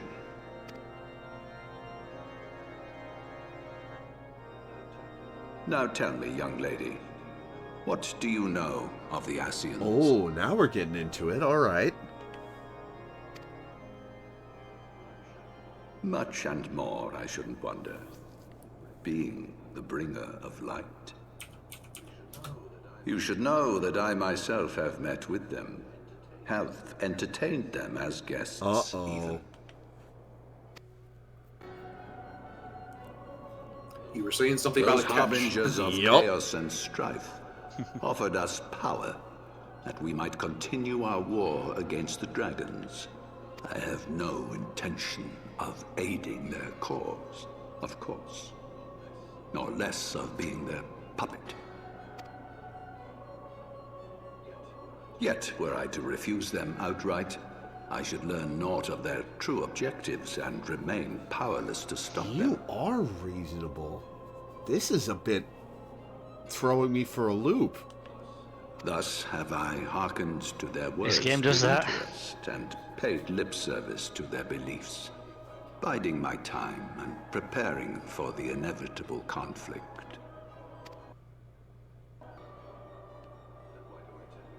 And why do I tell you this? Because there is naught in this world they fear more than the power of the Warrior of Light. If we are to rid ourselves of these vile interlopers, we must needs work together. With our combined strength, I have faith that we can wrest Eorzea from their grasp and pave the way for a lasting peace. Think on it. All right, I'll think on it. Okay, thinking's done. Let's kick their asses.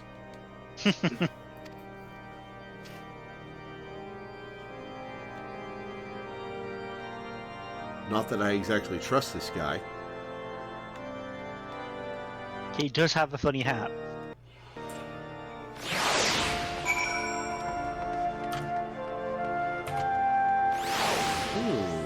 Okay. Okay. That's something to think about.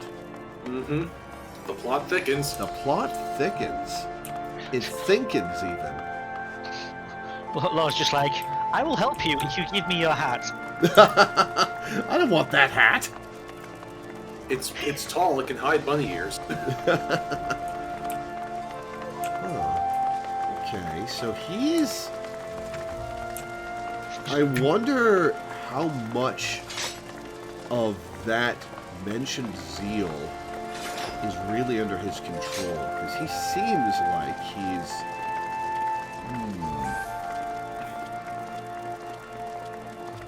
Slow walking to 4 Temps Manor because we need time to think on this. Yes, exactly. I wonder how much control he really has over his Inquisitors and such. And how much he could even reform the system if he were inclined. Like, I don't think it's wise to trust the guy, but then I think that overall theocracies. Yeah, I mean, sometimes the people at the top have the least control.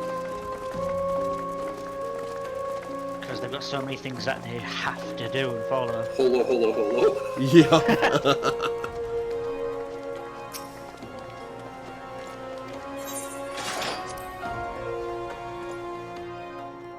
Tataru. Nope, not Alpha Note, Tataru. I nearly cried when you stepped forward at the tribunal, Lore. Thank you, thank you, thank you. And we do it again. Mostly because we probably can't keep you signs out of trouble. There you are. I confess, I was more than a little concerned when I learned that So was you I. hadn't. What did they want with you? We should probably discuss this when there aren't people around. Well, well. A formal apology and an admonishment of those responsible. I see my fears were wholly misplaced. Oh, right. I told him about the official reason for my visit. Right.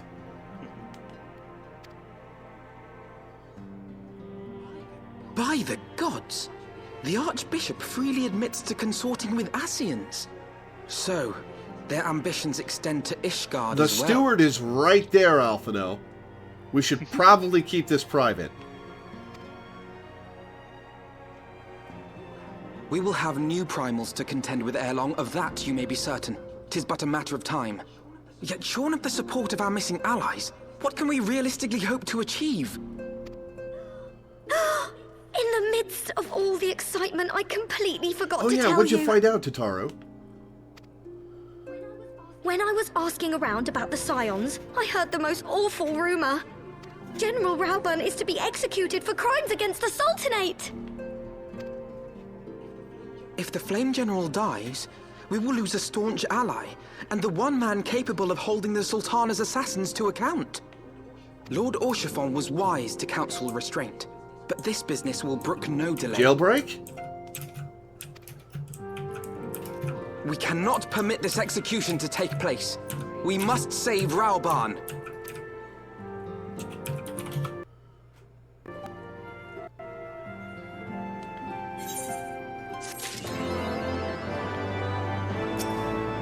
Gods, I hope we're not too late to save General Rauburn.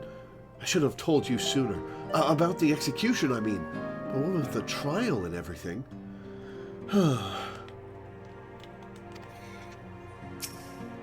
Alright, what's the plan, Alphino? Though the situation calls for urgency, it would avail us little to charge headlong into Ul'dah without a plan. Before we can formulate a plan, however, we must first learn how things stand in the Sultanate, which is why I propose that we visit Limsa Lominsa. Aye, you heard me right. While you were about your altruistic endeavors, I acted as an intermediary in trade negotiations between House Fortome and a Lominsan consortium.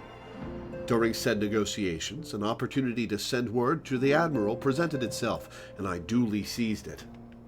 I am happy to report that we yet have a stout ally in Limsa. The Admiral has pledged her full cooperation in any effort to rescue Rauburn. That's probably going to lead to war between Ul'dah and Limsa. I hope she's aware. Accordingly, I have agreed to meet with her, that we might discuss how best to proceed. Naturally, I told her to expect us both. Your presence never fails to embolden our allies, after all.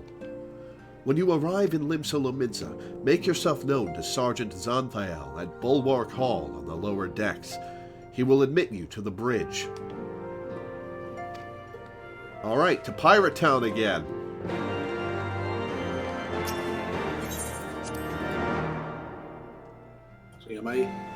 So yeah, my main character on my other server is Alafel, and so standing up to be Tataru's champion in that whole trial scene was very satisfying. Nice, yeah. Especially because because we're both Lalafels, I do kind of like, you know, it's like I do think that like my Warrior of Light and Tataru would be a cute couple. I don't know why, but during that scene, like Tataru's earnestness and genuineness at this point, I don't know why, but I suddenly thought of Pad Paradsha from Steven Universe. Like, because her being out of sync with everyone means that pretty much all of her reactions are 100% genuine. Oh, there's a concert going on here. Yeah. Okay, so where do I go to get to? That's right next to the Ether, right? Yeah, it's just the east. Ooh, they're playing Counting Stars. Nice. Oh, where? Right by me. Counting Stars? Right by the Ether, right? They stopped playing. Damn. They'll probably be playing something else, though. Yeah, give it a second. They'll start playing something else.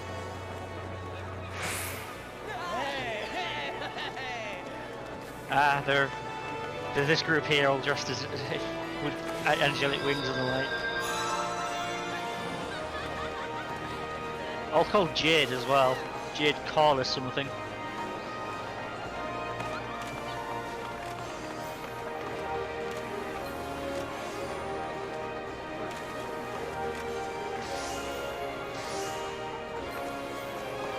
One of them's a Lalafell called Wind Up Jade.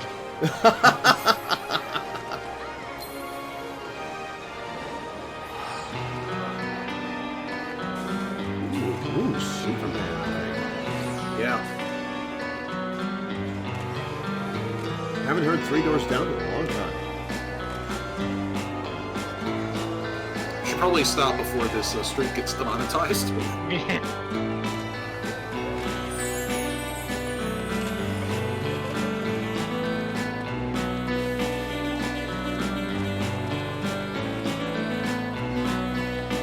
I want to listen to it.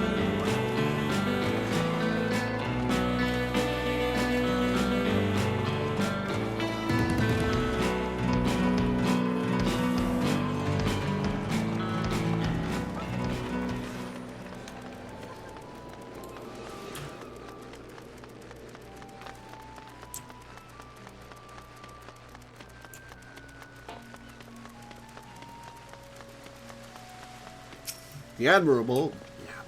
God damn it, I can't talk today. Every time. The Admiral has been expecting you. Say the word, and I will take you to him.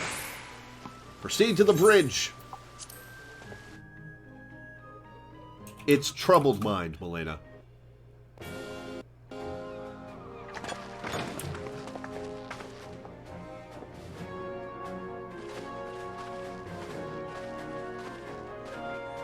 Friends, 'tis good to see you safe and well.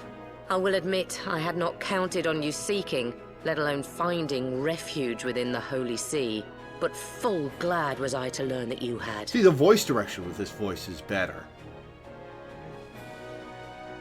But I was kind of used to the voice actress she had before. Yeah, I still can't imagine to think of her with that old voice. She's kind of like the only person I do. But the new voice is still good. Yeah. Thankfully, we had allies there who took us under their wing. And theirs was not the only aid we receive, I suspect.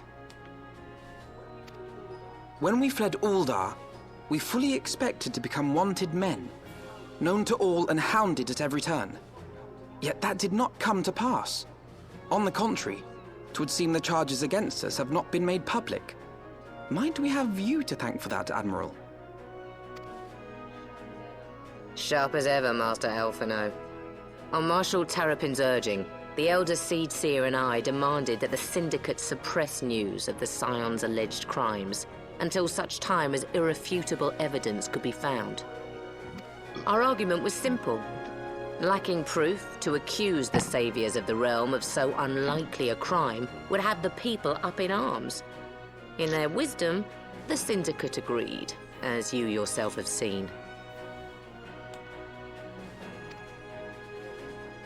There is something you should know. Some few days prior to the banquet, the Elder Seedseer and I were summoned for a private audience with the Sultana. So you know about her plan. There, she revealed her intent to announce her abdication, that she might pave the way for the establishment of an Uldan Republic. What? But such an announcement would have plunged the entire nation into chaos. Oh yeah, I never told Alphino about that. Whoops. She was well aware of that. 'Twas for fear of what might ensue that she summoned us. Her Grace wanted the Elder Seedseer and I to lend Rauban a helping hand, you see? To aid him in preserving the peace during the transition. So, having somehow caught wind of her plan, Loreweaver and Teleji plotted the Sultana's assassination in the hope of maintaining the constitutional No, I think they status were going quo. to do that anyway, Alphino. But they must have known that her death would sow as much chaos as her abdication. Chaos from which Teleji alone might feasibly stand to profit. Surely Loreweaver would never knowingly... Ah, could it be? I dare not hope. Hope for what? The Uldan authorities have yet to announce the Sultana's passing. To allay any suspicion that may arise from Her Grace's absence, they have issued a statement to the effect that she is presently convalescing from illness. Mayhap they're waiting for a fitting moment to break the news. Or mayhap they know of some other reason to delay. Something else has been bothering me, Admiral. I was dismayed to learn that General Raoban is to be executed. Yet upon hearing the news, I could not help but wonder why he had been kept alive for so long. Weird. Pray mistake not my meaning.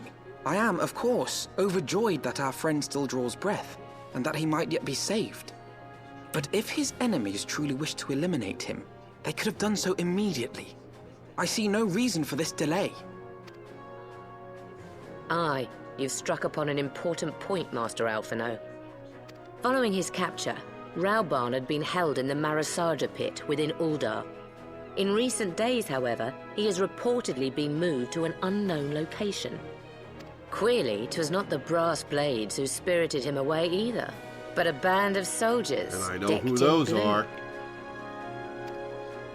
The Crystal Braves. Shall we pray return to the Rising Stones? If I read the winds aright, the arrangement between Lord Lolorito and the Braves has come under strain. At any rate, if we're to rescue Raoban, we'll have to find him first. And you'll be glad to hear that I have already entrusted the task to those best able to see it done. Our friends of Doma. Your idle animation is extremely distracting, Merlvib. Gentle sway back and forth. Raoban's survival is vital to the Eorzean alliance. We can ill afford to lose him. But I cannot send troops into Uldar to expel the end of the alliance, and war, like as not. If there is to be a rescue, it falls to you and yours to attempt it. I would not have it any other way, Admiral. Okay, listen, I'm up for it, but if you're just going to confidently say that I'll take care of it without asking me... It was I who founded the Crystal Braves, and I who must take responsibility for their actions. Spoken like a true leader, Master Alphino. By way of a first step, you should seek out our Doman contact. You will find her among the frontier hands at Revenant's Toll, working in a kitchen.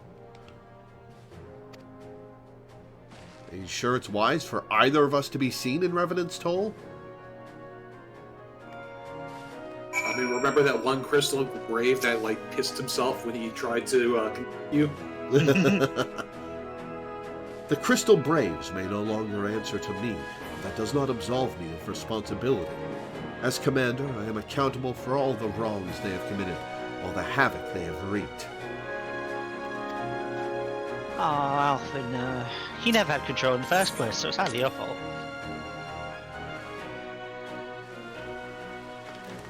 Alright, to Revenant's Toll. Oh, that mount that I got recently is here.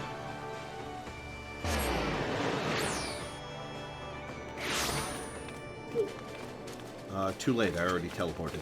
No, right, just to the north of where you spawned in. Oh. The fire dragon noodle that turns into a fire thing. When it flies. Yeah. Cool. That is pretty cool.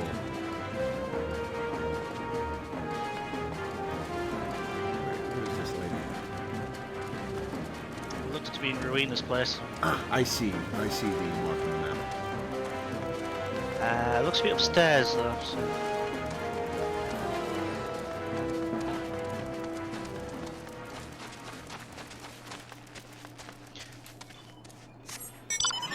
I will be right back. I still hear that.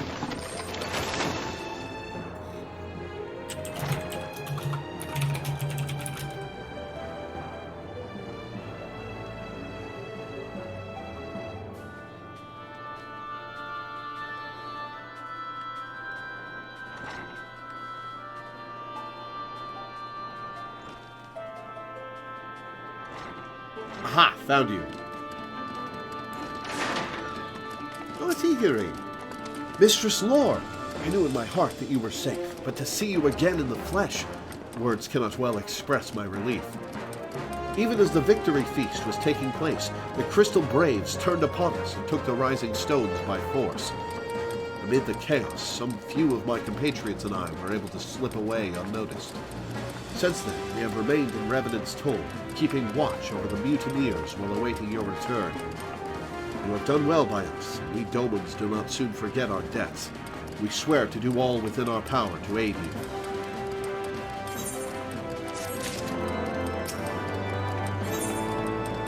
Shortly before you arrived, I received word from Limsa Laminsa that you were searching for General Raubah.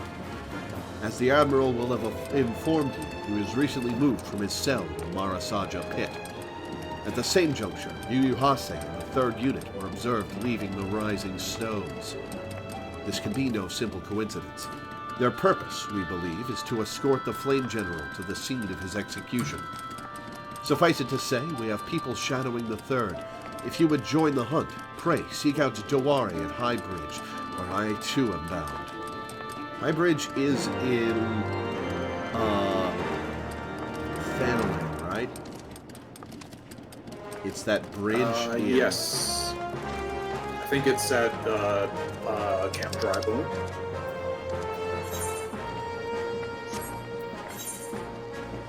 Yes. Finally, I'm learning locations.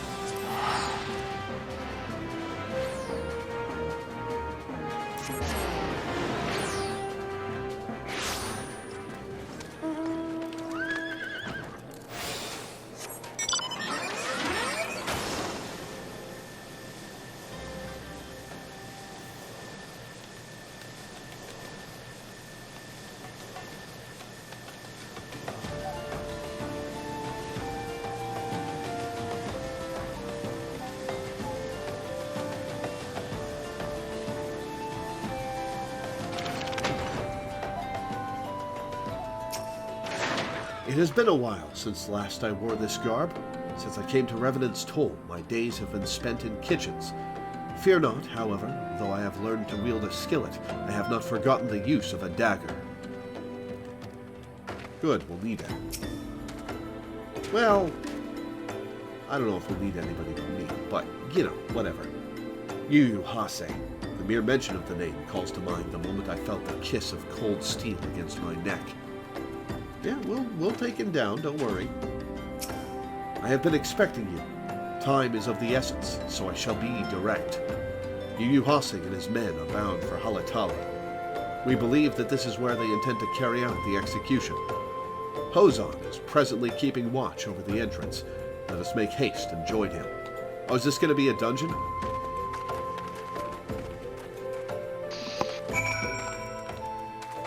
You've actually already been in Halatali.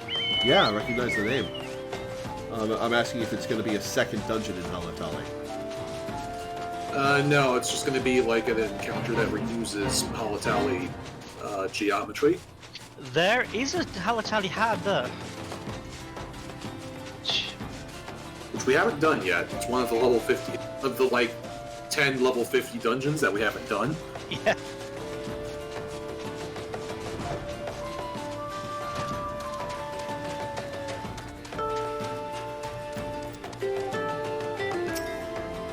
Raubon's ties to Halatali are well known.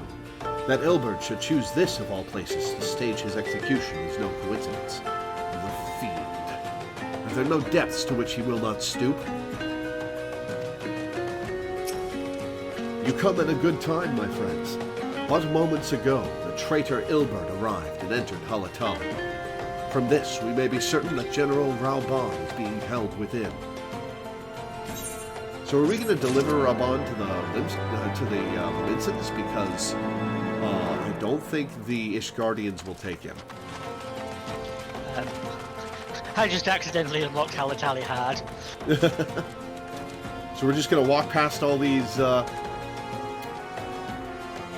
graves? Oh, no, I had to accept a quest. Whoops. Getting ahead of myself, Hosen.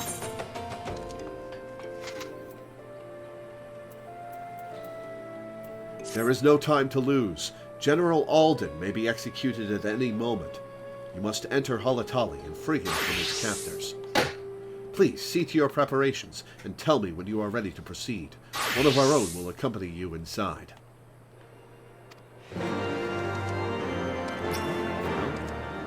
Oh. All right, proceed.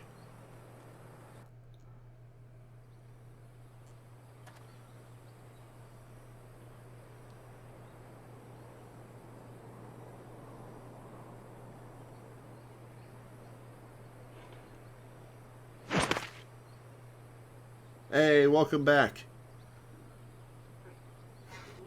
Pray, forgive me my lateness. Lady Ugiri!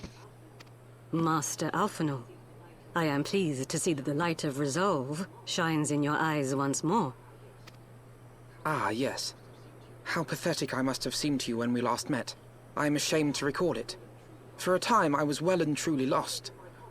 But with the aid of my comrades, I have since refound my purpose, and I shall take care not to misplace it again. Comrades?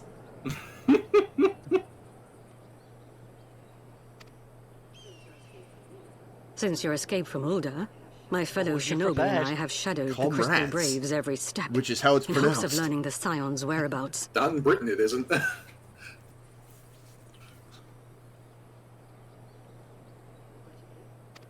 Regrettably, our investigation has yet to yield any useful information. Pray, forgive us. You need not apologize, my lady. We are grateful for all that you have done on our behalf. Besides, Ralbarn is no less a friend, and we cannot well abandon him to his fate. Oh, this hurts my heart. Hozan, the three of us shall attend to the Flame General's rescue. Pray, draw away the guards by the entrance. Take Dowade and Higiri with you. It's a bit saddening to hear this voice from you, Giri. Oh, did the voice actress die? There's a sad story there. Wait, see?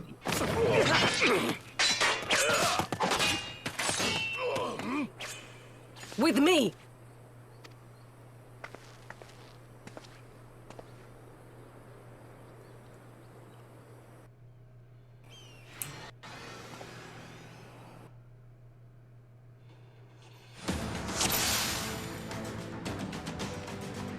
Soul from the Colosseum to be seen. This bodes ill. Take the lead, Lord. I shall follow close upon you. She was murdered. Oof. Along with her children. Oh. Yeah. Yeah, that it's like the way I found that out was like because like I remember like I was watching the Heavens credits and like in the Heavensward credits they list like several actors for all the characters because it lists their English and ARR and Japanese voices. And so I'm looking, I'm saying, huh, that's weird. Ugiri has 5 voice actresses listed instead of 4 like everyone else. What's the story there? I go on, I do some Googling, it's like, oh, she was murdered, along with her children. Oh, that's why they had to recast her. It's like, oh, that's... Yeah. That was a way heavier Google search than I was expecting. Yeah. They temporarily retire the character for a period so that players can know that.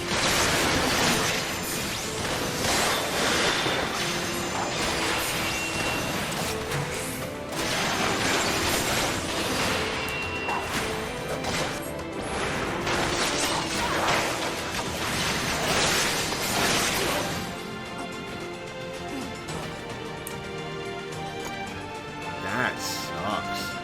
Wow. Really does.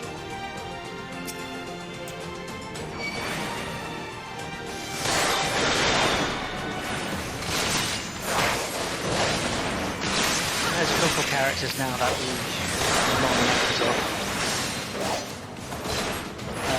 Edmund's actor passed away not too long ago.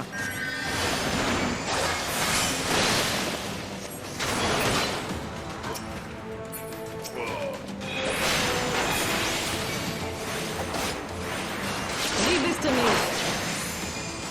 I'm ignoring it. I should have the shit out. They have been effectively stabbed the shit out of.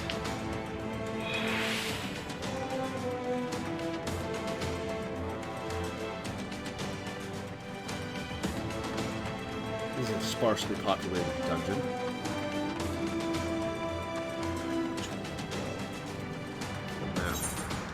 This way is a dead end, but there's probably something at the end of it. How does it feel knowing that they can only use this place because you cleared it out earlier? I mean, it's a betrayal.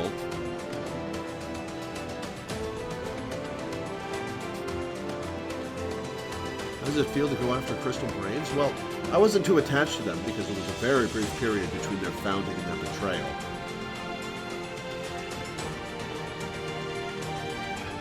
A bond behind a shield. This is going to be an ambush, huh? The general, where are his captors? It's like the look of this. Gee, Yugiri, you think it's a trap, maybe?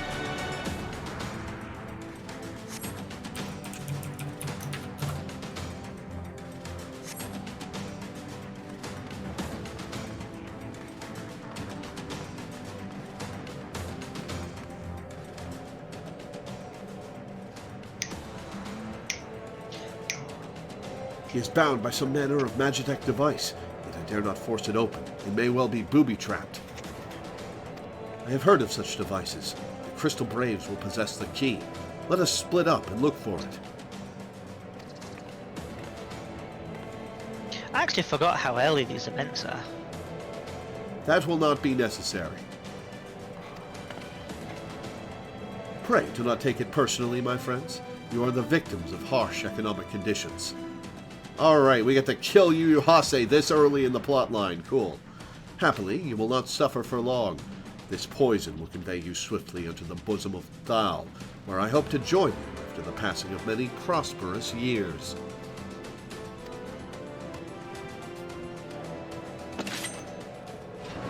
You look so deceptively friendly.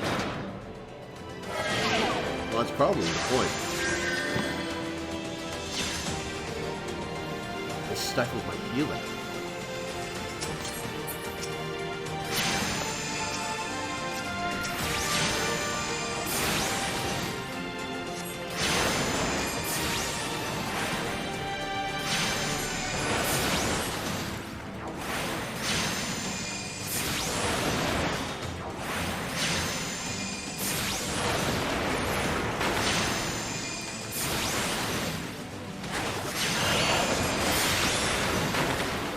Jam.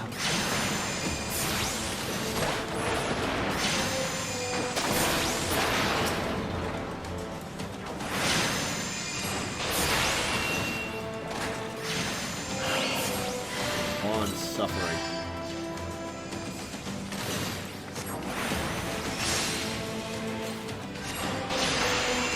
We have a time limit.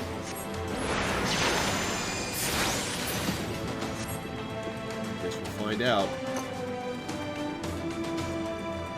This way, right? Yes, okay.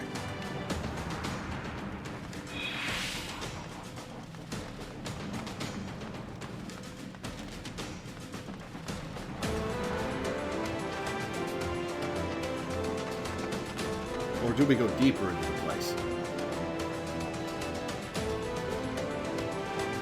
This is just taking me to the entrance. I'm supposed to... actual question, am I supposed to go deeper into the place or go back towards the entrance? Towards the entrance, there's more enemies. Oh, okay, cool.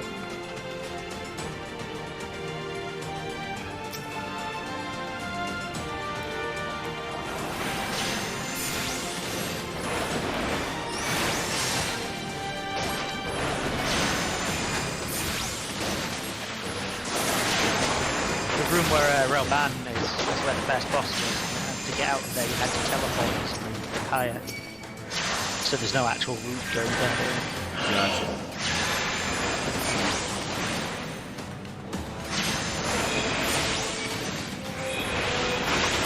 Alphino is suffering. We are on a time limit. Yeah, I remember I failed this duty the first time. Because the time limit is pretty strict.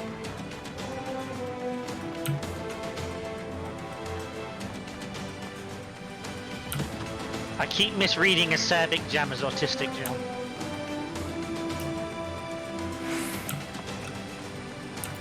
Ah, I see the source.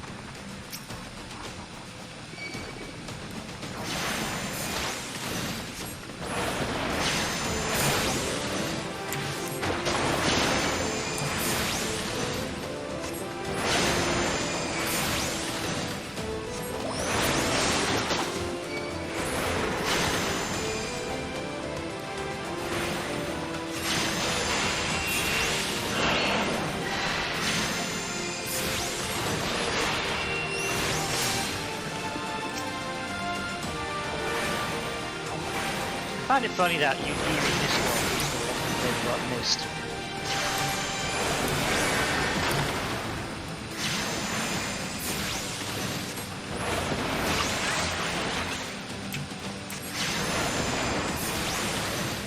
Almost got it, and got it.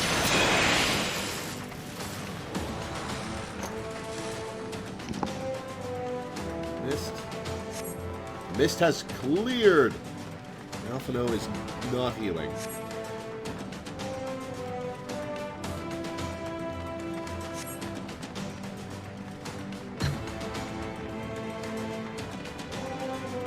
Alright, let's fight some Braves.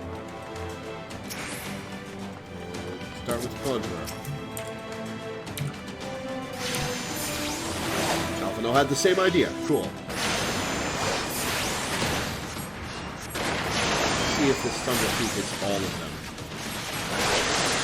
No, just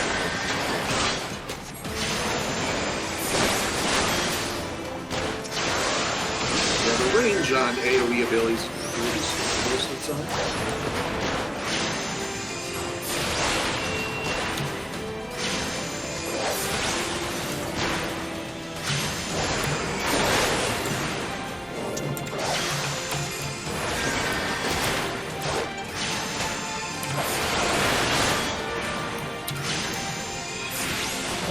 Guys not affected by the poisonous air. Did they all take the antidote before all this? Probably. And to be fair, they were like right near the exit, so it was probably rather thin from the airport.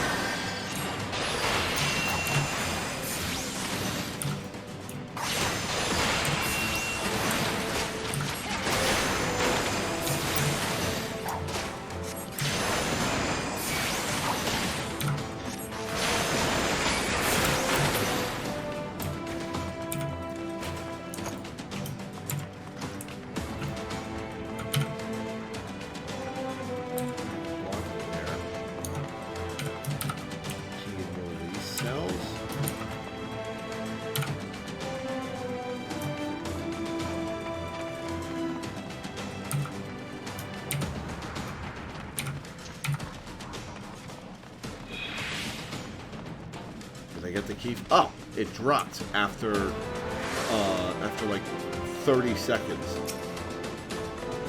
That's what it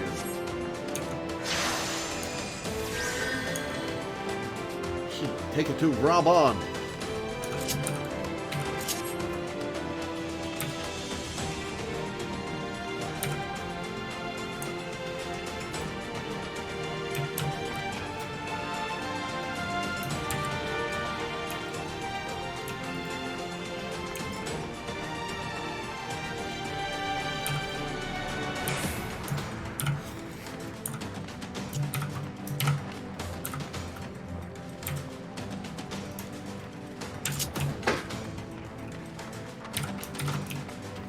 Guys at the bottom of here? No, this is so sparsely populated. We fought a bunch of slimes and like 3 crystal braves.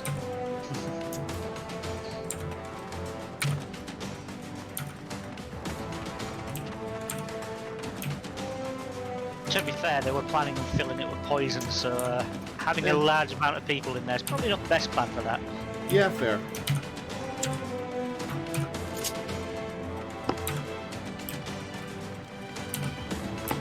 Oh, Yagiri managed to heal both of them almost to full.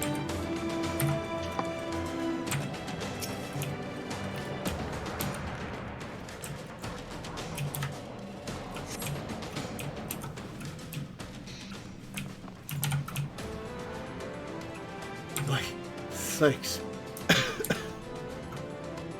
Slowly, General. You are yet weak from your ordeal. Nevertheless, we must quit this place. I should have known. What are clever contrivances to the Warrior of Light? Well done, hero. Yo, Elbert, you come for an ass thrashing? Because I got no qualms about delivering one to you. Elbert.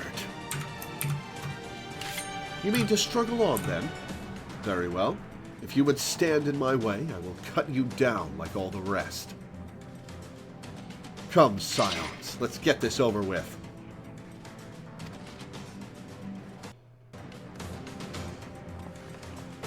Alright.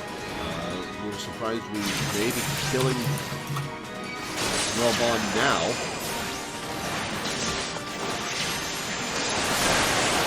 I really like how the science just happened. Yeah, that's very helpful in a lot of situations.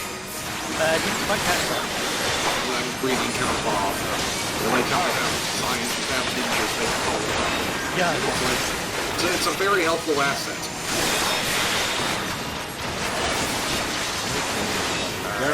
You know.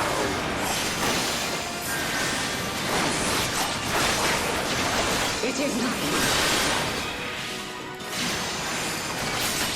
Dead. Next, so Archer.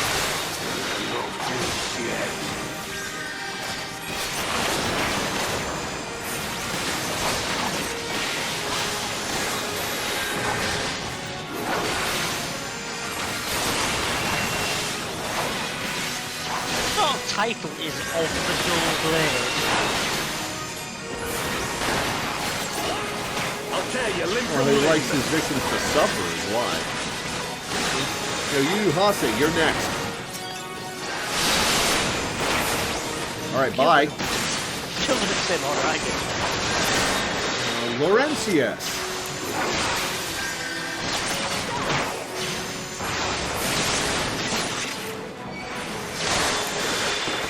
Alright, now we can murderize everything. For Alamigo!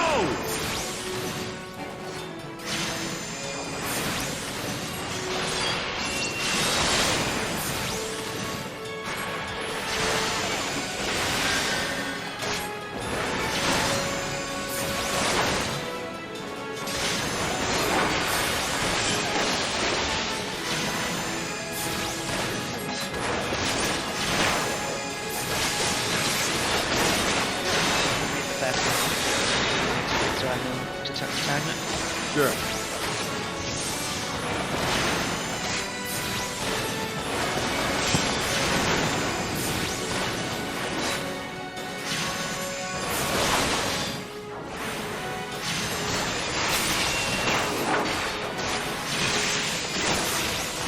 Got him.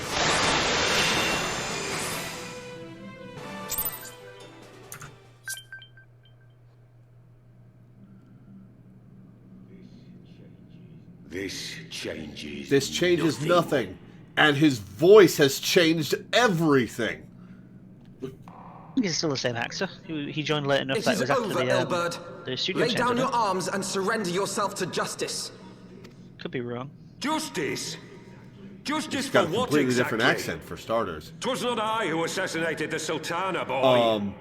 No, he was a specific voice actor in the ARR patches. This is somebody different. Like, in the ARR patches, he was the principal from Persona 5. Ere we debate who is responsible for the assassination, I would ask whether an assassination took place at all. Oh, clever little shite. If you think you fight for justice, lass, you'd best wake up. The truth is, you fight for whoever bloody well tells you to. Can you not see you're being used? By the Scions, the City-States, even the Crystal Braves. They none of them care a whit what you want. Only what you can do for them. And how do I know this? Because I'm the same. A pawn to be used as my masters see fit. All I ever wanted was to liberate my homeland. And I ate dirt to make it happen. But what have I achieved after all these years in servitude? Nothing. Not a bloody thing. Sounds like you should rethink your approach, Hilbert.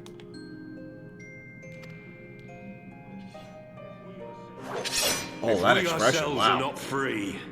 Free to think and to act. How are we ever to reclaim our homeland? Know this. There is nothing I would not give to take back Alamigo. Nothing!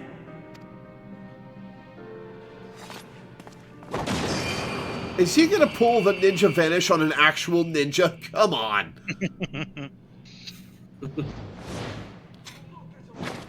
You'll not get away! He made it like 3 feet. And then he stopped and looked back. Now is not the time.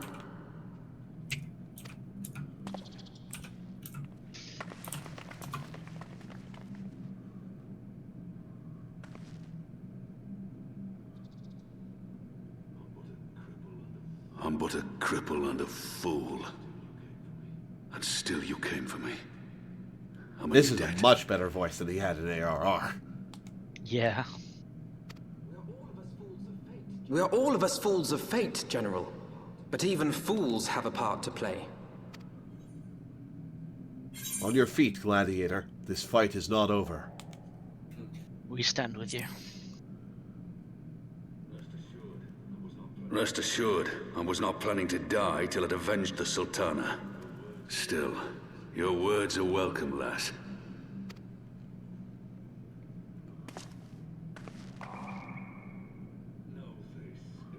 Know this, Ilberd.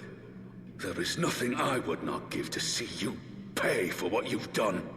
My wealth, my arm, my life. Yeah, we really need to get you treated by an actual doctor, man. I can't imagine they did a good job with your arm stump. I mean, for one thing, those General, bandages are filthy. Are you aware that Lord Loreweaver has yet to announce the Sultana's death to the public? What? No. No, I was not aware of that, nor of anything else outside my cell. 'Tis passing strange, though. I assumed the bastard would make it known at the first opportunity, and set about tearing down the Sultanate. As did we all. And it is indeed strange that he did not. Strange, or perhaps revealing. Now, I have no conclusive proof, nor do I wish to give you false hope. But I have reason to believe that her grace may yet live. What? You really gonna kill Nanama horribly on screen and then take it back? What? But how can that be? Forgive me, friends, but it is not safe here. Let us continue this conversation without...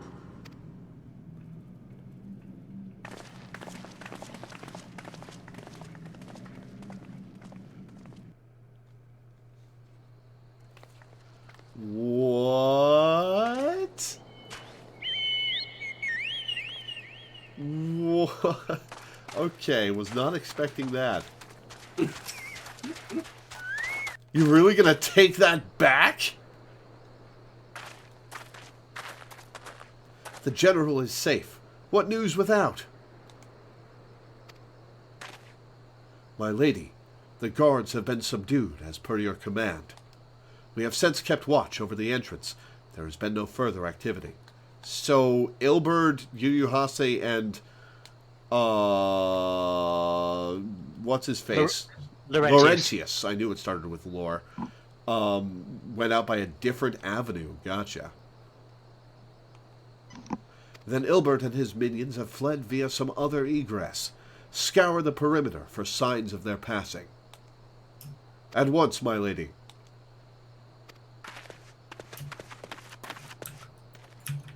Oh, who's this? General Alden, I presume, and the Scions of the Seventh Dawn. Yeah, what's left of us? Well, except for Tataru. Tataru's elsewhere. She's a Scion. Who are you? Identify yourself. Pray, do not be alarmed. My mistress is a friend, and I come bearing a message of goodwill. For your own safety, she bade me direct your steps to the Waking Sands. Know that Master Urianger awaits you there, along with others sympathetic to your cause.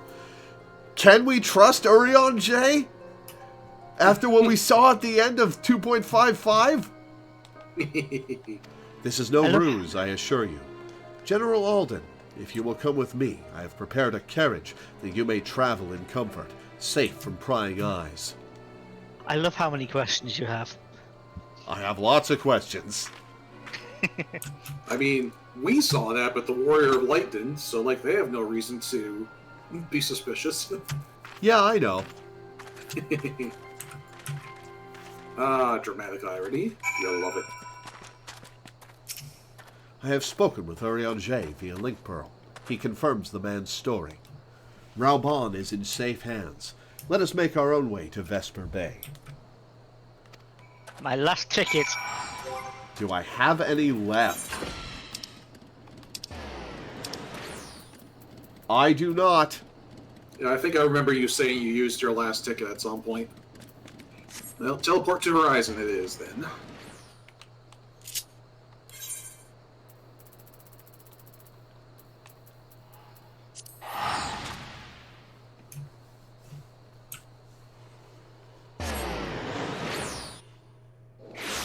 Also, I thought the Crystal Braves were watching the Waking Sands. They are watching the Rising Stones. Well, yeah, but I swear there was something we were not going to the Waking Sands because it was being watched. We said that the Waking Sands wasn't being watched because Urianger had created an elaborate glamour that makes everything inside look like it's empty. Oh. Yep.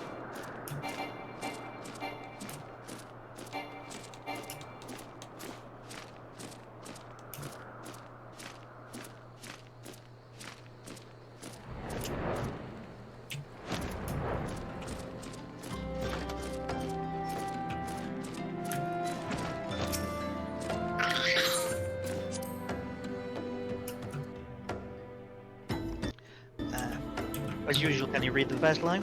Sure. My dearest friends. My dearest friends, praise be unto the 12 for delivering you from the clutches of treachery. Oh, it's a facial hair Lalafell. God damn it. I think I like... I don't know if I like Urianger's original voice or this more. The voice direction is better, but... Father! Pippin, my son, and Master Papashan besides. Forgive me, Father. I should have been at Her Grace's side. Save your tears. The Sultana They are taking yet it back. lives. You. It was I who arranged this gathering. Oh, And there's a judging by glasses on your her face that's perplexed making it expressions, look like that. it would seem introductions are in order.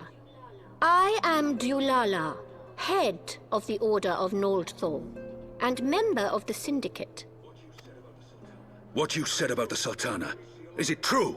Is she alive?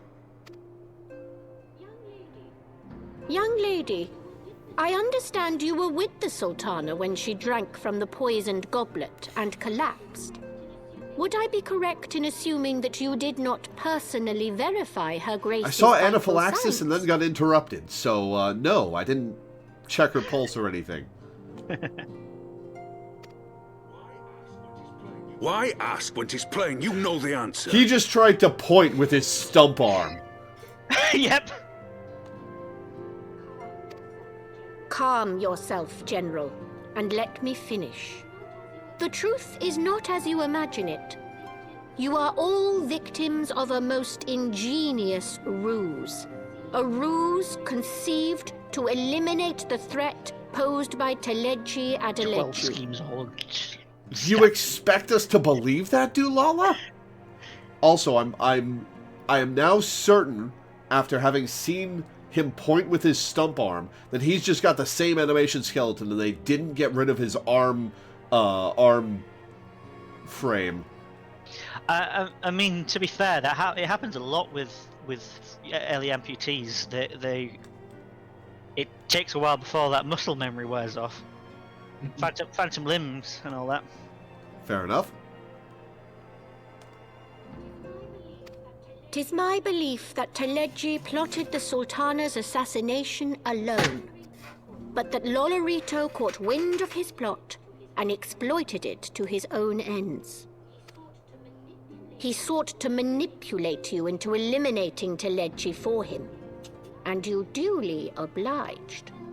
At one fell swoop, he removed his 2 foremost rivals, all the while remaining above suspicion. God strike me down for a fool. But the Sultana, how can it be that she lives? She lives because Loreweaver willed it. Her own lady-in-waiting is but one of his many little birds. By her sleight of hand, the poison was switched for a less deadly draught before it could reach her mistress's lips. Some manner of sedative, perchance? Of a potency sufficient to induce a slumber why did like Loreweaver unto leave death. her alive, I wonder? Were I to guess, I would say her grace is being held somewhere, dreaming dreams of a brighter Uldar, even as we speak. Oh, this is a little anticlimactic, I'm not gonna lie. I will never forgive Loreweaver for his part in this. Some good acting from Though Robanda. Loreweaver's hands are far from clean, they did pluck her grace from the jaws of death.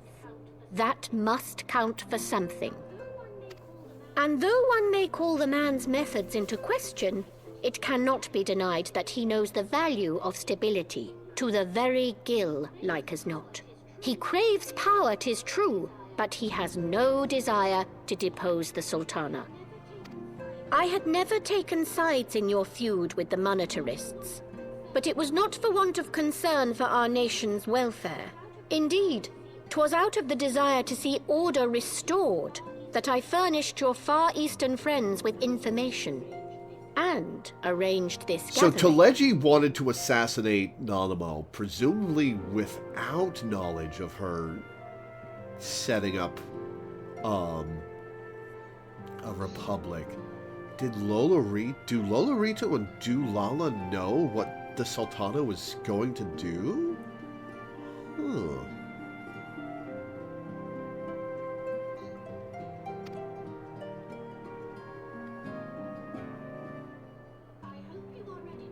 I hope you are ready to work, General, for there is much work to be done. Our first priority must be to bring matters back into balance. Also, your hat Lest you is forget stupid, Her Grace's Dulala. words. The And I true don't want wealth of Uldar Yeah. lies in the health, happiness, I like the and pattern on it, hopes I of just her don't like people. the shape. As for the more worldly kind of wealth, I am content to let Loreweaver help himself to whatever Teleji Adeleji left behind. You, meanwhile, must do that which you alone can do. Rescue Her Grace and take your place at her side once more, for her sake and that of our nation.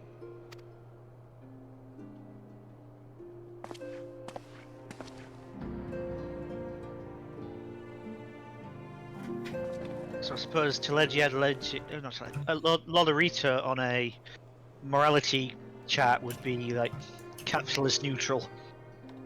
Pretty much.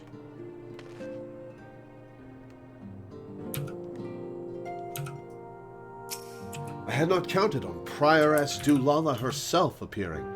In my defense, my suspicions regarding the Sultana proved more prescient. Much remains to be done, but in rescuing Rauban, we have taken a vital first step towards resolving matters in Uldar. We couldn't have done it without you, Lore. Thank you. Alright, which of these rings am I taking? Got to admit, the first time I got here, I was so relieved to find out that Nanamo might be alive. It's great to know that we'll get more Nanamo, but that is a little anticlimactic that that she's just fine. But at the same time, it's kind of clever writing that they have so many schemes going on at once, and they all kind of collided. They make a good tapestry. Yeah. I gotta think that it probably worked. It probably works a little bit better if you had been playing this game as it updated, because like Nanamo dying and then would have been died. Yeah, Nanamo died in the last patch before Heavensward, and then there would have been a several month long delay before you got to play the next chapter of that story. True, and I'm not going to say it's a bad story they're telling, but I thought they were committing to something shocking and world-shaking, and they're backing off of that. And I'm not sure I like that. That's fair. You'll have other world shakers. Yeah. I mean, they killed Moonbrita, and she's staying dead. She's not coming back from Journey into a Beacon of Light. Spoilers. Spoiler alert. Yeah.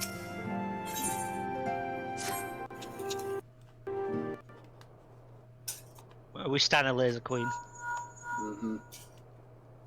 Tataru? Yes, General Raubon is now in safe hands. What? Another assault? Oh, do we have to kill more Dargans? Very well, we shall return at once. Pray, notify the Count of our coming. It would seem we face another crisis. The Dravanians are preparing to resume their siege of the Holy See. Though I am loath to abandon the Sultana to her fate, we lack the necessary evidence to act upon Dulala's claims. That being the case, I propose we leave Marshal Tarapin and the others to investigate, and return with all haste to Ishgard.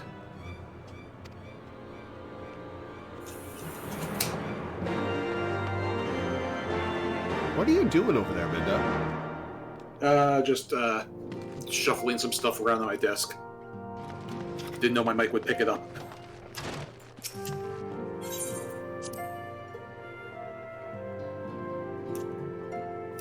Let's Nope, this is a solar, not the exit. Got turned around in there. Let's go help Dad.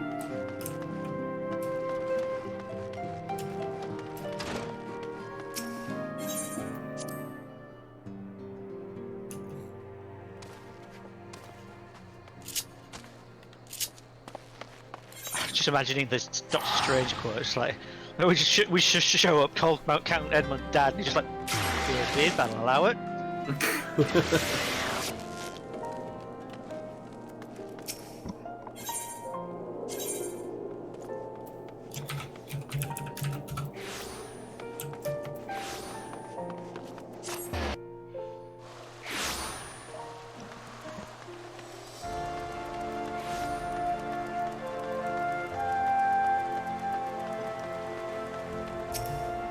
Let us hear what the Count has to say.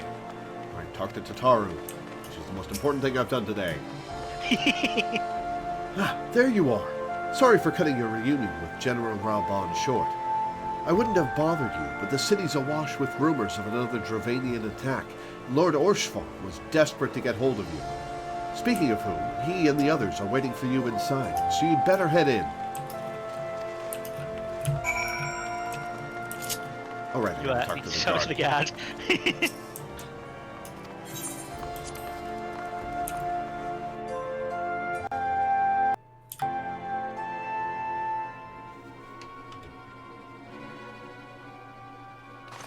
My friend, I thank you for answering our call with such alacrity. As I am sure you are now aware, the Dravanians are once more gathering for war.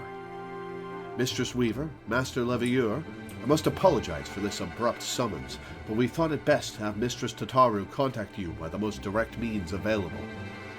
When the Observatorium's bells toll, 'tis a warning that cannot be ignored. The Holy See has ordered that we make ready for battle. In case you haven't heard, a band of trappers returning from the west claim they saw a cloud of dragons big enough to dim the midday sky.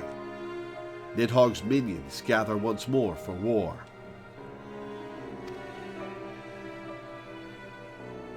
But I would not have you take up arms in another of our conflicts.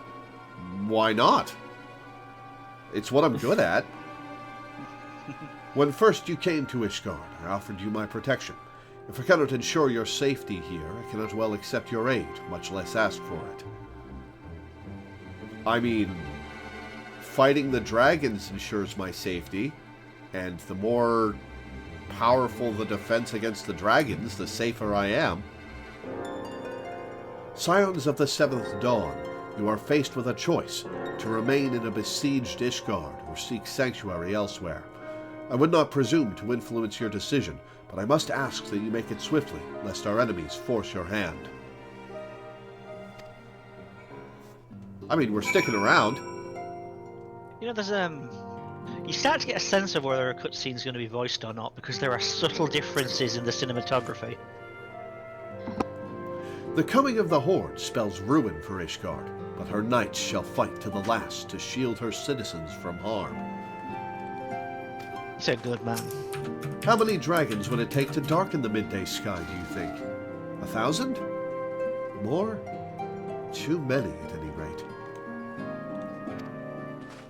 The observatorium bells have tolled. Either flee this place or make ready for war. I confess, I know not where else you might seek sanctuary, but few places are like to be more perilous than a city under siege. Nah, I'll take 'em. Though we flee to the ends of the world, 'twould seem that no place in this troubled age is free of strife. Once more the Horde descends upon Ishgard, and once more her weary defenders must take up spear and bow. The Count would have us seek shelter from this storm, but I, for one, grow tired of running. If we are to shine the light of dawn, we must do so in the sight of our fellow man, not hunkered in a hole. What say you, Lore? I say, hell yes, let's kill some Dargans. I would stay and fight. Then fight we shall. Let it never be said that we abandon our allies in their hour of need.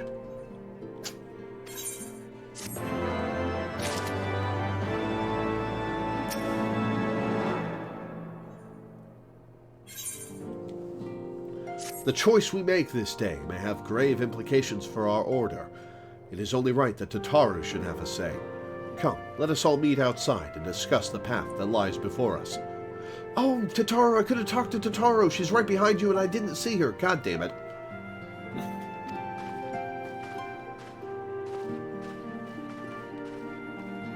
She's...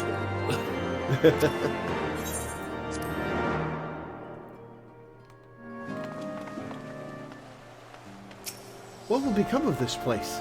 And us?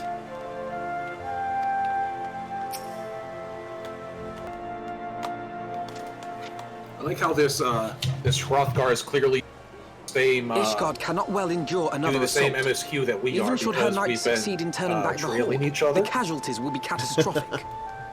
Yeah, I keep poking them.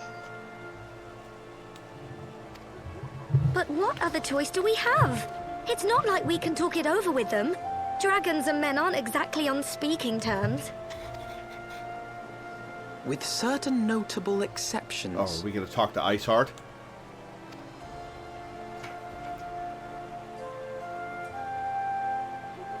You don't mean Iceheart? When last you spoke with her, she lamented her crimes, did she not? Then there remains a sliver of hope. If we can persuade Iceheart to act as our intermediary, we may yet be able to convince Nidhogg to abandon his bloody course. Oh, buddy. I don't think so. I don't think this is going to be a successful attempt. I mean, I'll try. I do love that Alphino is a constant source of optimism. If there is to be a meeting, I would accompany you. Oh, hey, you. what's up? How crazy are you right now, Estinian? Estinian? Crazy, Jack. Yo, who's in your head right now, Even buddy? with your intermediary, Nidhogg's blood rage may render him deaf to reason. However, the mere attempt may afford our forces precious time to prepare. Of course, you might also consider a more direct approach to ending this conflict. With the power of the Eye at my disposal, and the vaunted strength of the Warrior of Light, we could conceivably slay the beast outright. Yeah, but are you going to be okay? Is the Eye going to take over you again when we get close to Nidhogg? Because it might. If we are to risk a face-to-face meeting with the Dread Worm, I, for one, would feel safer in the company of the Azure Dragoon. However, I should only turn to your Lance if my words failed to find their mark. Is that clear? Did you just call him the Azwar, Dragoon? Did he? What is with this guy's pronunciations today? Perfectly. I shall assume that Isart enjoys Must be a similar Shalian thing. diplomatic protection until instructed otherwise. A word of advice. Think carefully before divulging the particulars of this plan to Sir Emeric. 'Twould not do to have the Lord Commander accused of consorting with heretics. Indeed. I thank you for your counsel, Estinian. We shall be honored to have you Hey, what he with doesn't us. know won't hurt him. I am glad to be of service.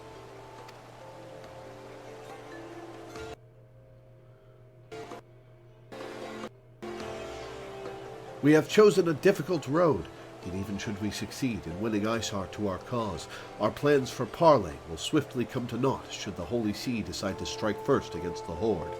So we better hurry, is what you're saying. We must petition the Lord Commander's aid ere we set forth. We only hope that Sir Emeric will be willing to muzzle Ishgard's forces on the strength of our vague assurances.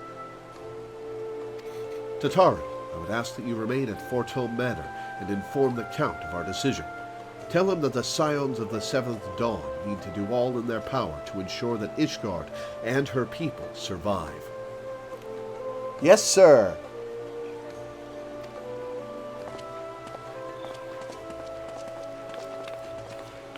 Alright, question. Hrothgar Jovash. Yeah, he's the one I've been poking over and over. How close are we to a dungeon/trial? Not very. Well, actually, It's- there's an optional one that we might be pretty close to. Yeah. About 30 to 40 minutes away. Because I'm very hungry.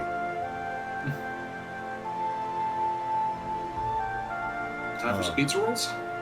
I'm out. I'm just deciding if I want to continue right now or do that next week.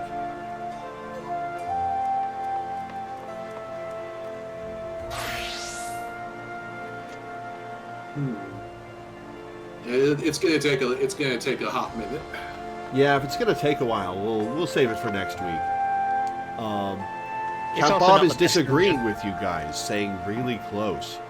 It's Count Bob underestimates things. Like there are a few quests you have to do, and then get to the dungeon unlock, which is going to take like a good few minutes to like do. Yeah, it's not a huge amount away, but it's also not immediate either. Yeah. It's also not exactly a spectacular dungeon. It's probably my least favorite in the game. Oh, lovely. So not a good capstone to a stream. Yeah. You should actually finish doing the summoner. You don't have. Should what? Finish the summoner quest. Just to get the crystal and all that. Just to get the job stone. Okay, we'll do that then. Yeah. Austerities of Flame, right? That's yes. the one. Go on ahead to Forgotten Springs, if I remember correctly. Scholar and remove my jobstone, right? Yeah. Yeah.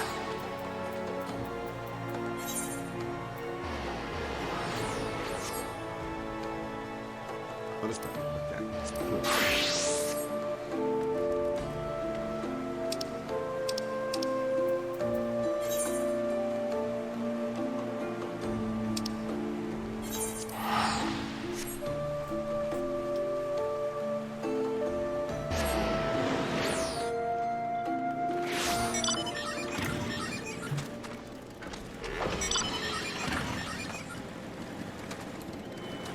Very hungry, and I've got some stuff I gotta do today in preparation for tomorrow when we'll be deep cleaning my room. Excuse me. Bless you. Bless you again. Yeah. Yeah, I'm allergic to dust mites, which is a large part of my stopped upness and problems that you can hear in general with my voice. Yeah. And we're going to be, part of my Christmas present is a bunch of hypoallergenic stuff and also a deep clean of my room. Nice. It is March, so it is time for spring cleaning. Ha! So it is. Greetings to you once more, Lore. I had a feeling this unique opportunity would be nigh impossible for you to ignore. Let us proceed directly to the ritual, shall we? According to the records we recovered, the summoners of old would perform these rites in a land in which the naturally dominant element matched the aspect of the avatar they wished to call forth. Only in such a place might one sufficiently shift one's etheric balance in the desired direction. The element of fire is especially strong here in the Sagoli Desert. I can think of no land more fitting in which to summon an incarnation of the Lord of the Inferno. Yeah, we're just gonna fucking summon a primal, alright. Before we begin, I must insist that you accept this gem. It may appear of little worth, but within its faceted depths dwell the memories of long-deceased summoners. Now, you must focus. Visualize the ether flowing through you, a vibrant current of energy transforming into living fire. Hold this image in your mind, and the raging heat of your life force shall spawn an Igai wreathed in flames. Be aware, however, that this nascent entity will appear before you unbound and hostile. It is your charge to overpower the avatar and establish yourself as its master. The path of the summoner is naught if not fraught with peril.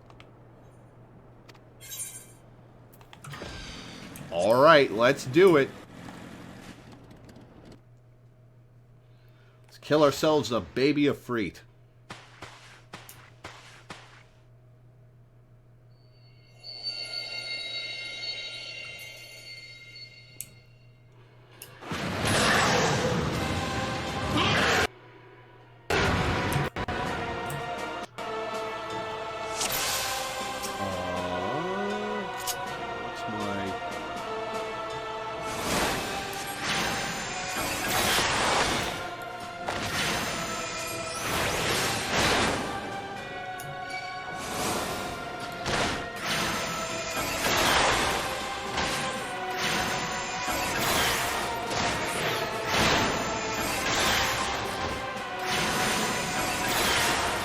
Alright, summon my carbon. I'm wondering why I was doing anything.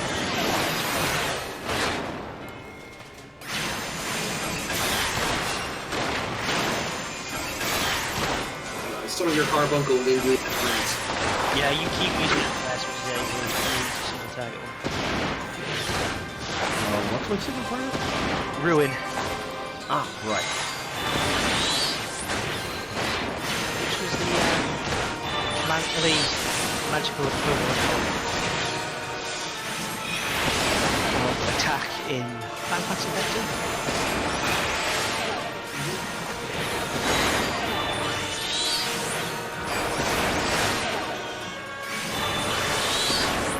Oh, it's invulnerable. It's kind of funny there.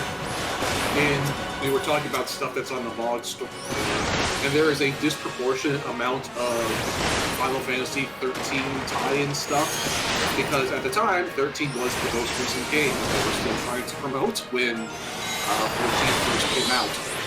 Yeah, there was an early crossover. They never got the crossover back.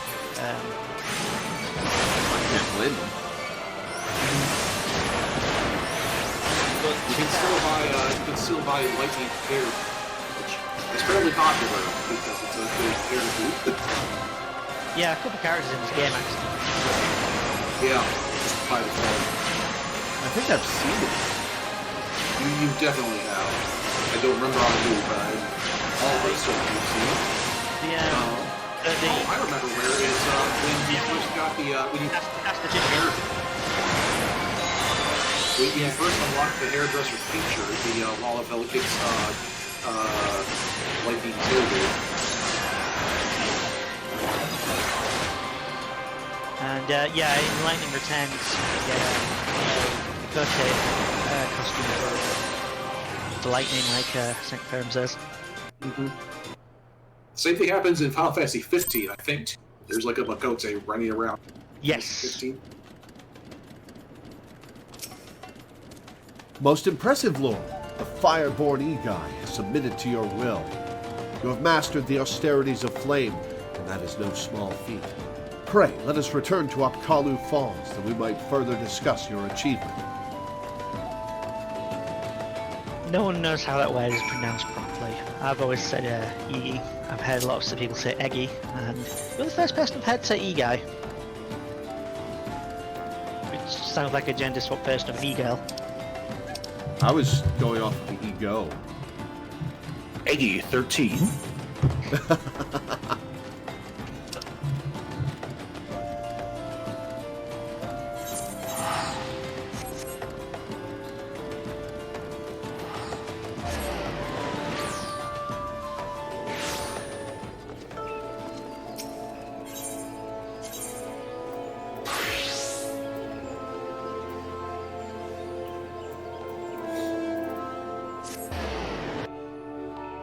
I still remember Elspeth ratings from before we got a Peggy system. I wonder how old the ESRB is. Early to mid 90s. Yeah, because that's all I ever remember seeing games rated by. Yeah, there's it was the first one. There's I mean, the ESRB was born of the for Mortal Kombat. There's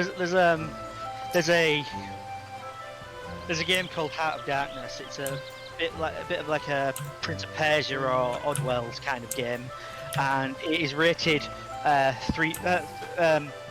Like the way Elspeth did it, you had 3 to 10, 11 to 14, 15 to 17, and 18 plus, and they'd have check marks if it was okay for those age ranges. And this has 3 to 10 checked, so it's considered it okay for those ratings.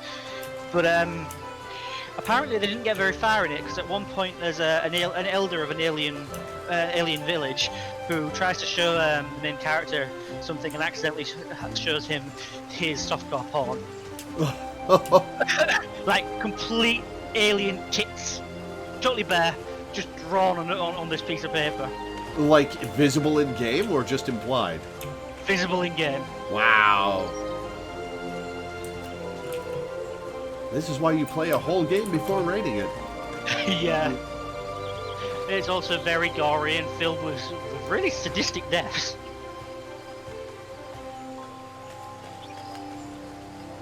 This is truly a momentous occasion. You have rescued the lost art of summoning from the grasping mire of forgotten history. But you must know more of the avatar you have bound. In the ancient tongue of the Allagan Empire, it would be known as Efreet Egai, where Egai translates approximately to pure, or the essence of. In short, you have tamed a willful manifestation of Efreet's raging fires.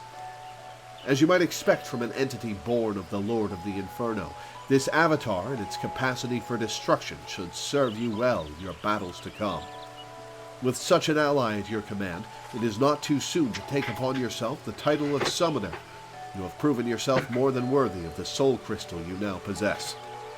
Yet, be that as it may, the road before you is long and arduous. If you would triumph in this age of conflict, you must needs master more than just the Egai of fire. I suggest you next fix your gaze upon claiming a servant of unyielding stone, you know, in the order you did them in. You once seized victory against the primal titan, did you not? Though I admit I am eager to progress directly to the austerities of Earth, we must be careful not to overtax your reserves of strength. Rest well, and spend some time to grow accustomed to your newfound abilities.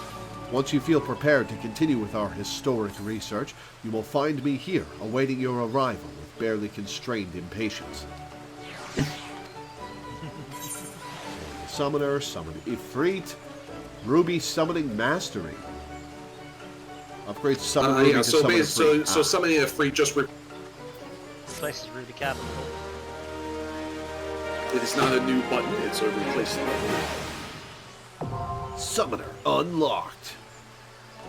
Should be noted, once you hit level 50 and complete the associated quest, you can proceed to glamour your EDs to look like carbuncles again. Oh, cool. I don't think I will, but... I do. I do. Um, What's really funny, the funny thing is that you're allowed to. You're not like you don't have to summon Ruby Carbuncle to. So you can't just like completely mix it up and just have total anarchy. So I have two funny stories about Summoner. First of all, if you equip your Summoner Jobstone there, you will notice that you are already level 36. That's because Summoner and Scholar share an XP bar. Oh. You level up one, you level up the other. Huh. And I get the feeling that they intended to use that mechanic more than they did. They did say once that they were planning to use it a lot more, but also at this point it kind of seems like they kind of regret doing it. Yeah. So like now it's just like this one pair of jobs that do it like this. Like the really obvious run is like Raubon is a gladiator who uses 2 swords. So I think the original intention was that would be another split job where you would have Paladin over here that does a sword and board, and then you would have the Raubon class, the Raubon job where you dual wield swords. Second funny story, on my first character, I mained Summoner and Scholar as I was leveling up in MSQ, and you are not allowed to take these quests until you defeat the primals. So, and because it was my first character, and because I didn't have all these extra jobs, and because like new players get a ton of EXP bonuses, I got to like level 40, 45 within like a day. But then I just couldn't do any of the Summoner quests because I hadn't defeated Titan yet. And so like there were like a couple of days where I was just kind of sat there unable to do any Summoner job quests because like I hadn't gotten far enough in MSQ yet. It was very frustrating. I get why that is from a flavor standpoint, and really they couldn't do it any other way, but that does sound frustrating. It was. It's more funny frustrating than like bad frustrating, but it is still a little frustrating. You, however, have finished MSQ, so like you have no such thing to worry about. You have already defeated Titan. You can go on and take that next quest immediately. Hell yeah. Well, if you whether you want to right now. No, I'm gonna leave it off of my quest list. Yeah. We'll fill the quest list later. Yeah. There'll be time later. It also means that leveling Summoner is because like it's much easier to level a healer than a DPS. You get dungeon queues so much quicker. And so when I wanted to level Summoner, I just played Scholar. Gotcha. Which feels like cheating, but it's not. So they I kind of wish that they were separate. Like I like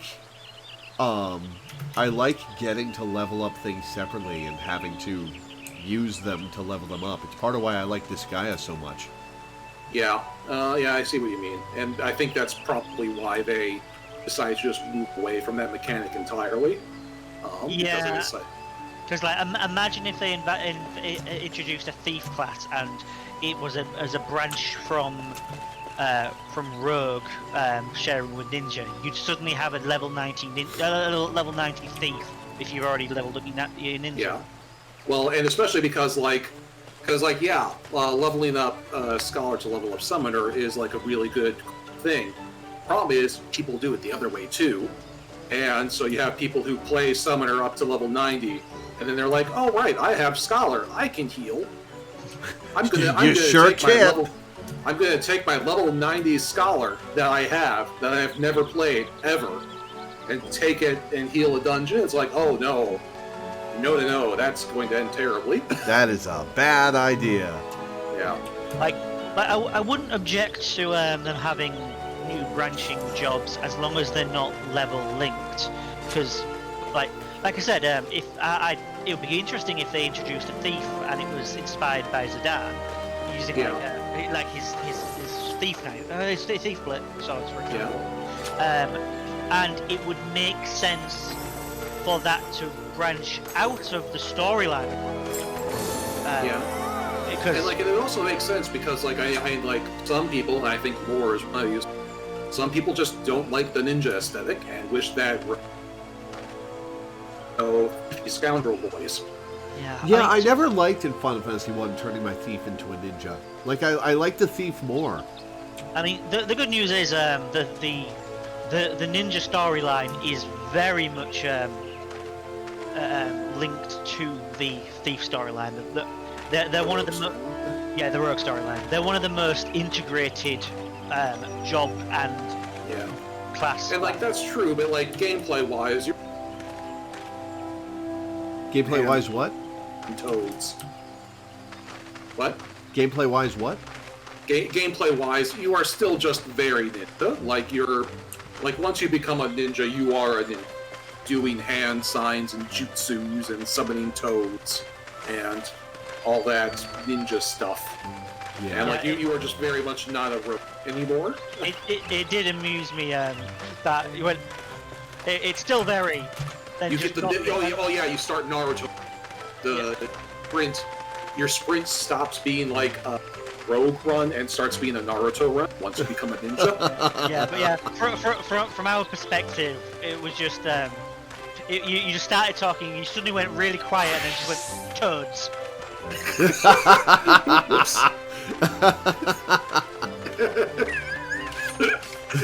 Yeah, hear me out.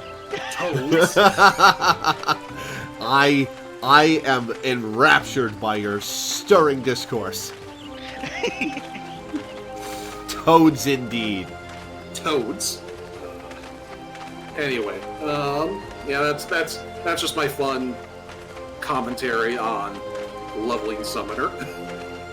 Yeah, it's definitely an odd one. It is an odd one. It is one of those like A Realm Reborn saved the game, but there's still some very clear early 10s MMO game bits that are still clinging on to it because it is in fact a game made in the early 10s. Yeah. All right, well, let's wrap up. Indeed. Before I get off, I want to plug my Patreon. I make my living from Patreon. I get paid once a month at the start of the month from pledges, both for my blog and from my stream. I don't make a ton of money, but it lets me do what I do for a living and lets me focus on making content. Every dollar helps, so if you want to pledge anything, I would greatly appreciate it. And you can set a monthly limit, however much you want to pledge. You can find my Patreon link on YouTube in the description of the video or in Twitch chat by using the !Patreon command. And I would appreciate any pledges you can send my way. But as for the schedule for upcoming days, let me pull it up. Zero Escape Monday. Yep, tomorrow I'm taking off, probably for the whole day, for the aforementioned deep clean of my room. Hopefully it'll help my allergies, but that's gonna be a whole day. Monday I'll be doing Zero Escape, Virtue's Last Reward at my usual 1 p.m. EST. Tuesday we'll be continuing Signalis. I'm enjoying that very much, and I'm gonna be doing some more that day. Wednesday I'll be starting Undertale. I have played a little bit of Undertale before, but I'll be doing a full playthrough. We'll be doing that Wednesday and Thursday, and probably Friday if I don't finish it Thursday. I've heard Undertale is relatively short, but I will probably take 3 days to do it. Then Saturday will be more Final Fantasy XIV. And that's the next week's worth of streams. So, without further ado, thank you guys for tuning in. Thanks for hanging out. Thanks for watching, and I will see you next time. Bye.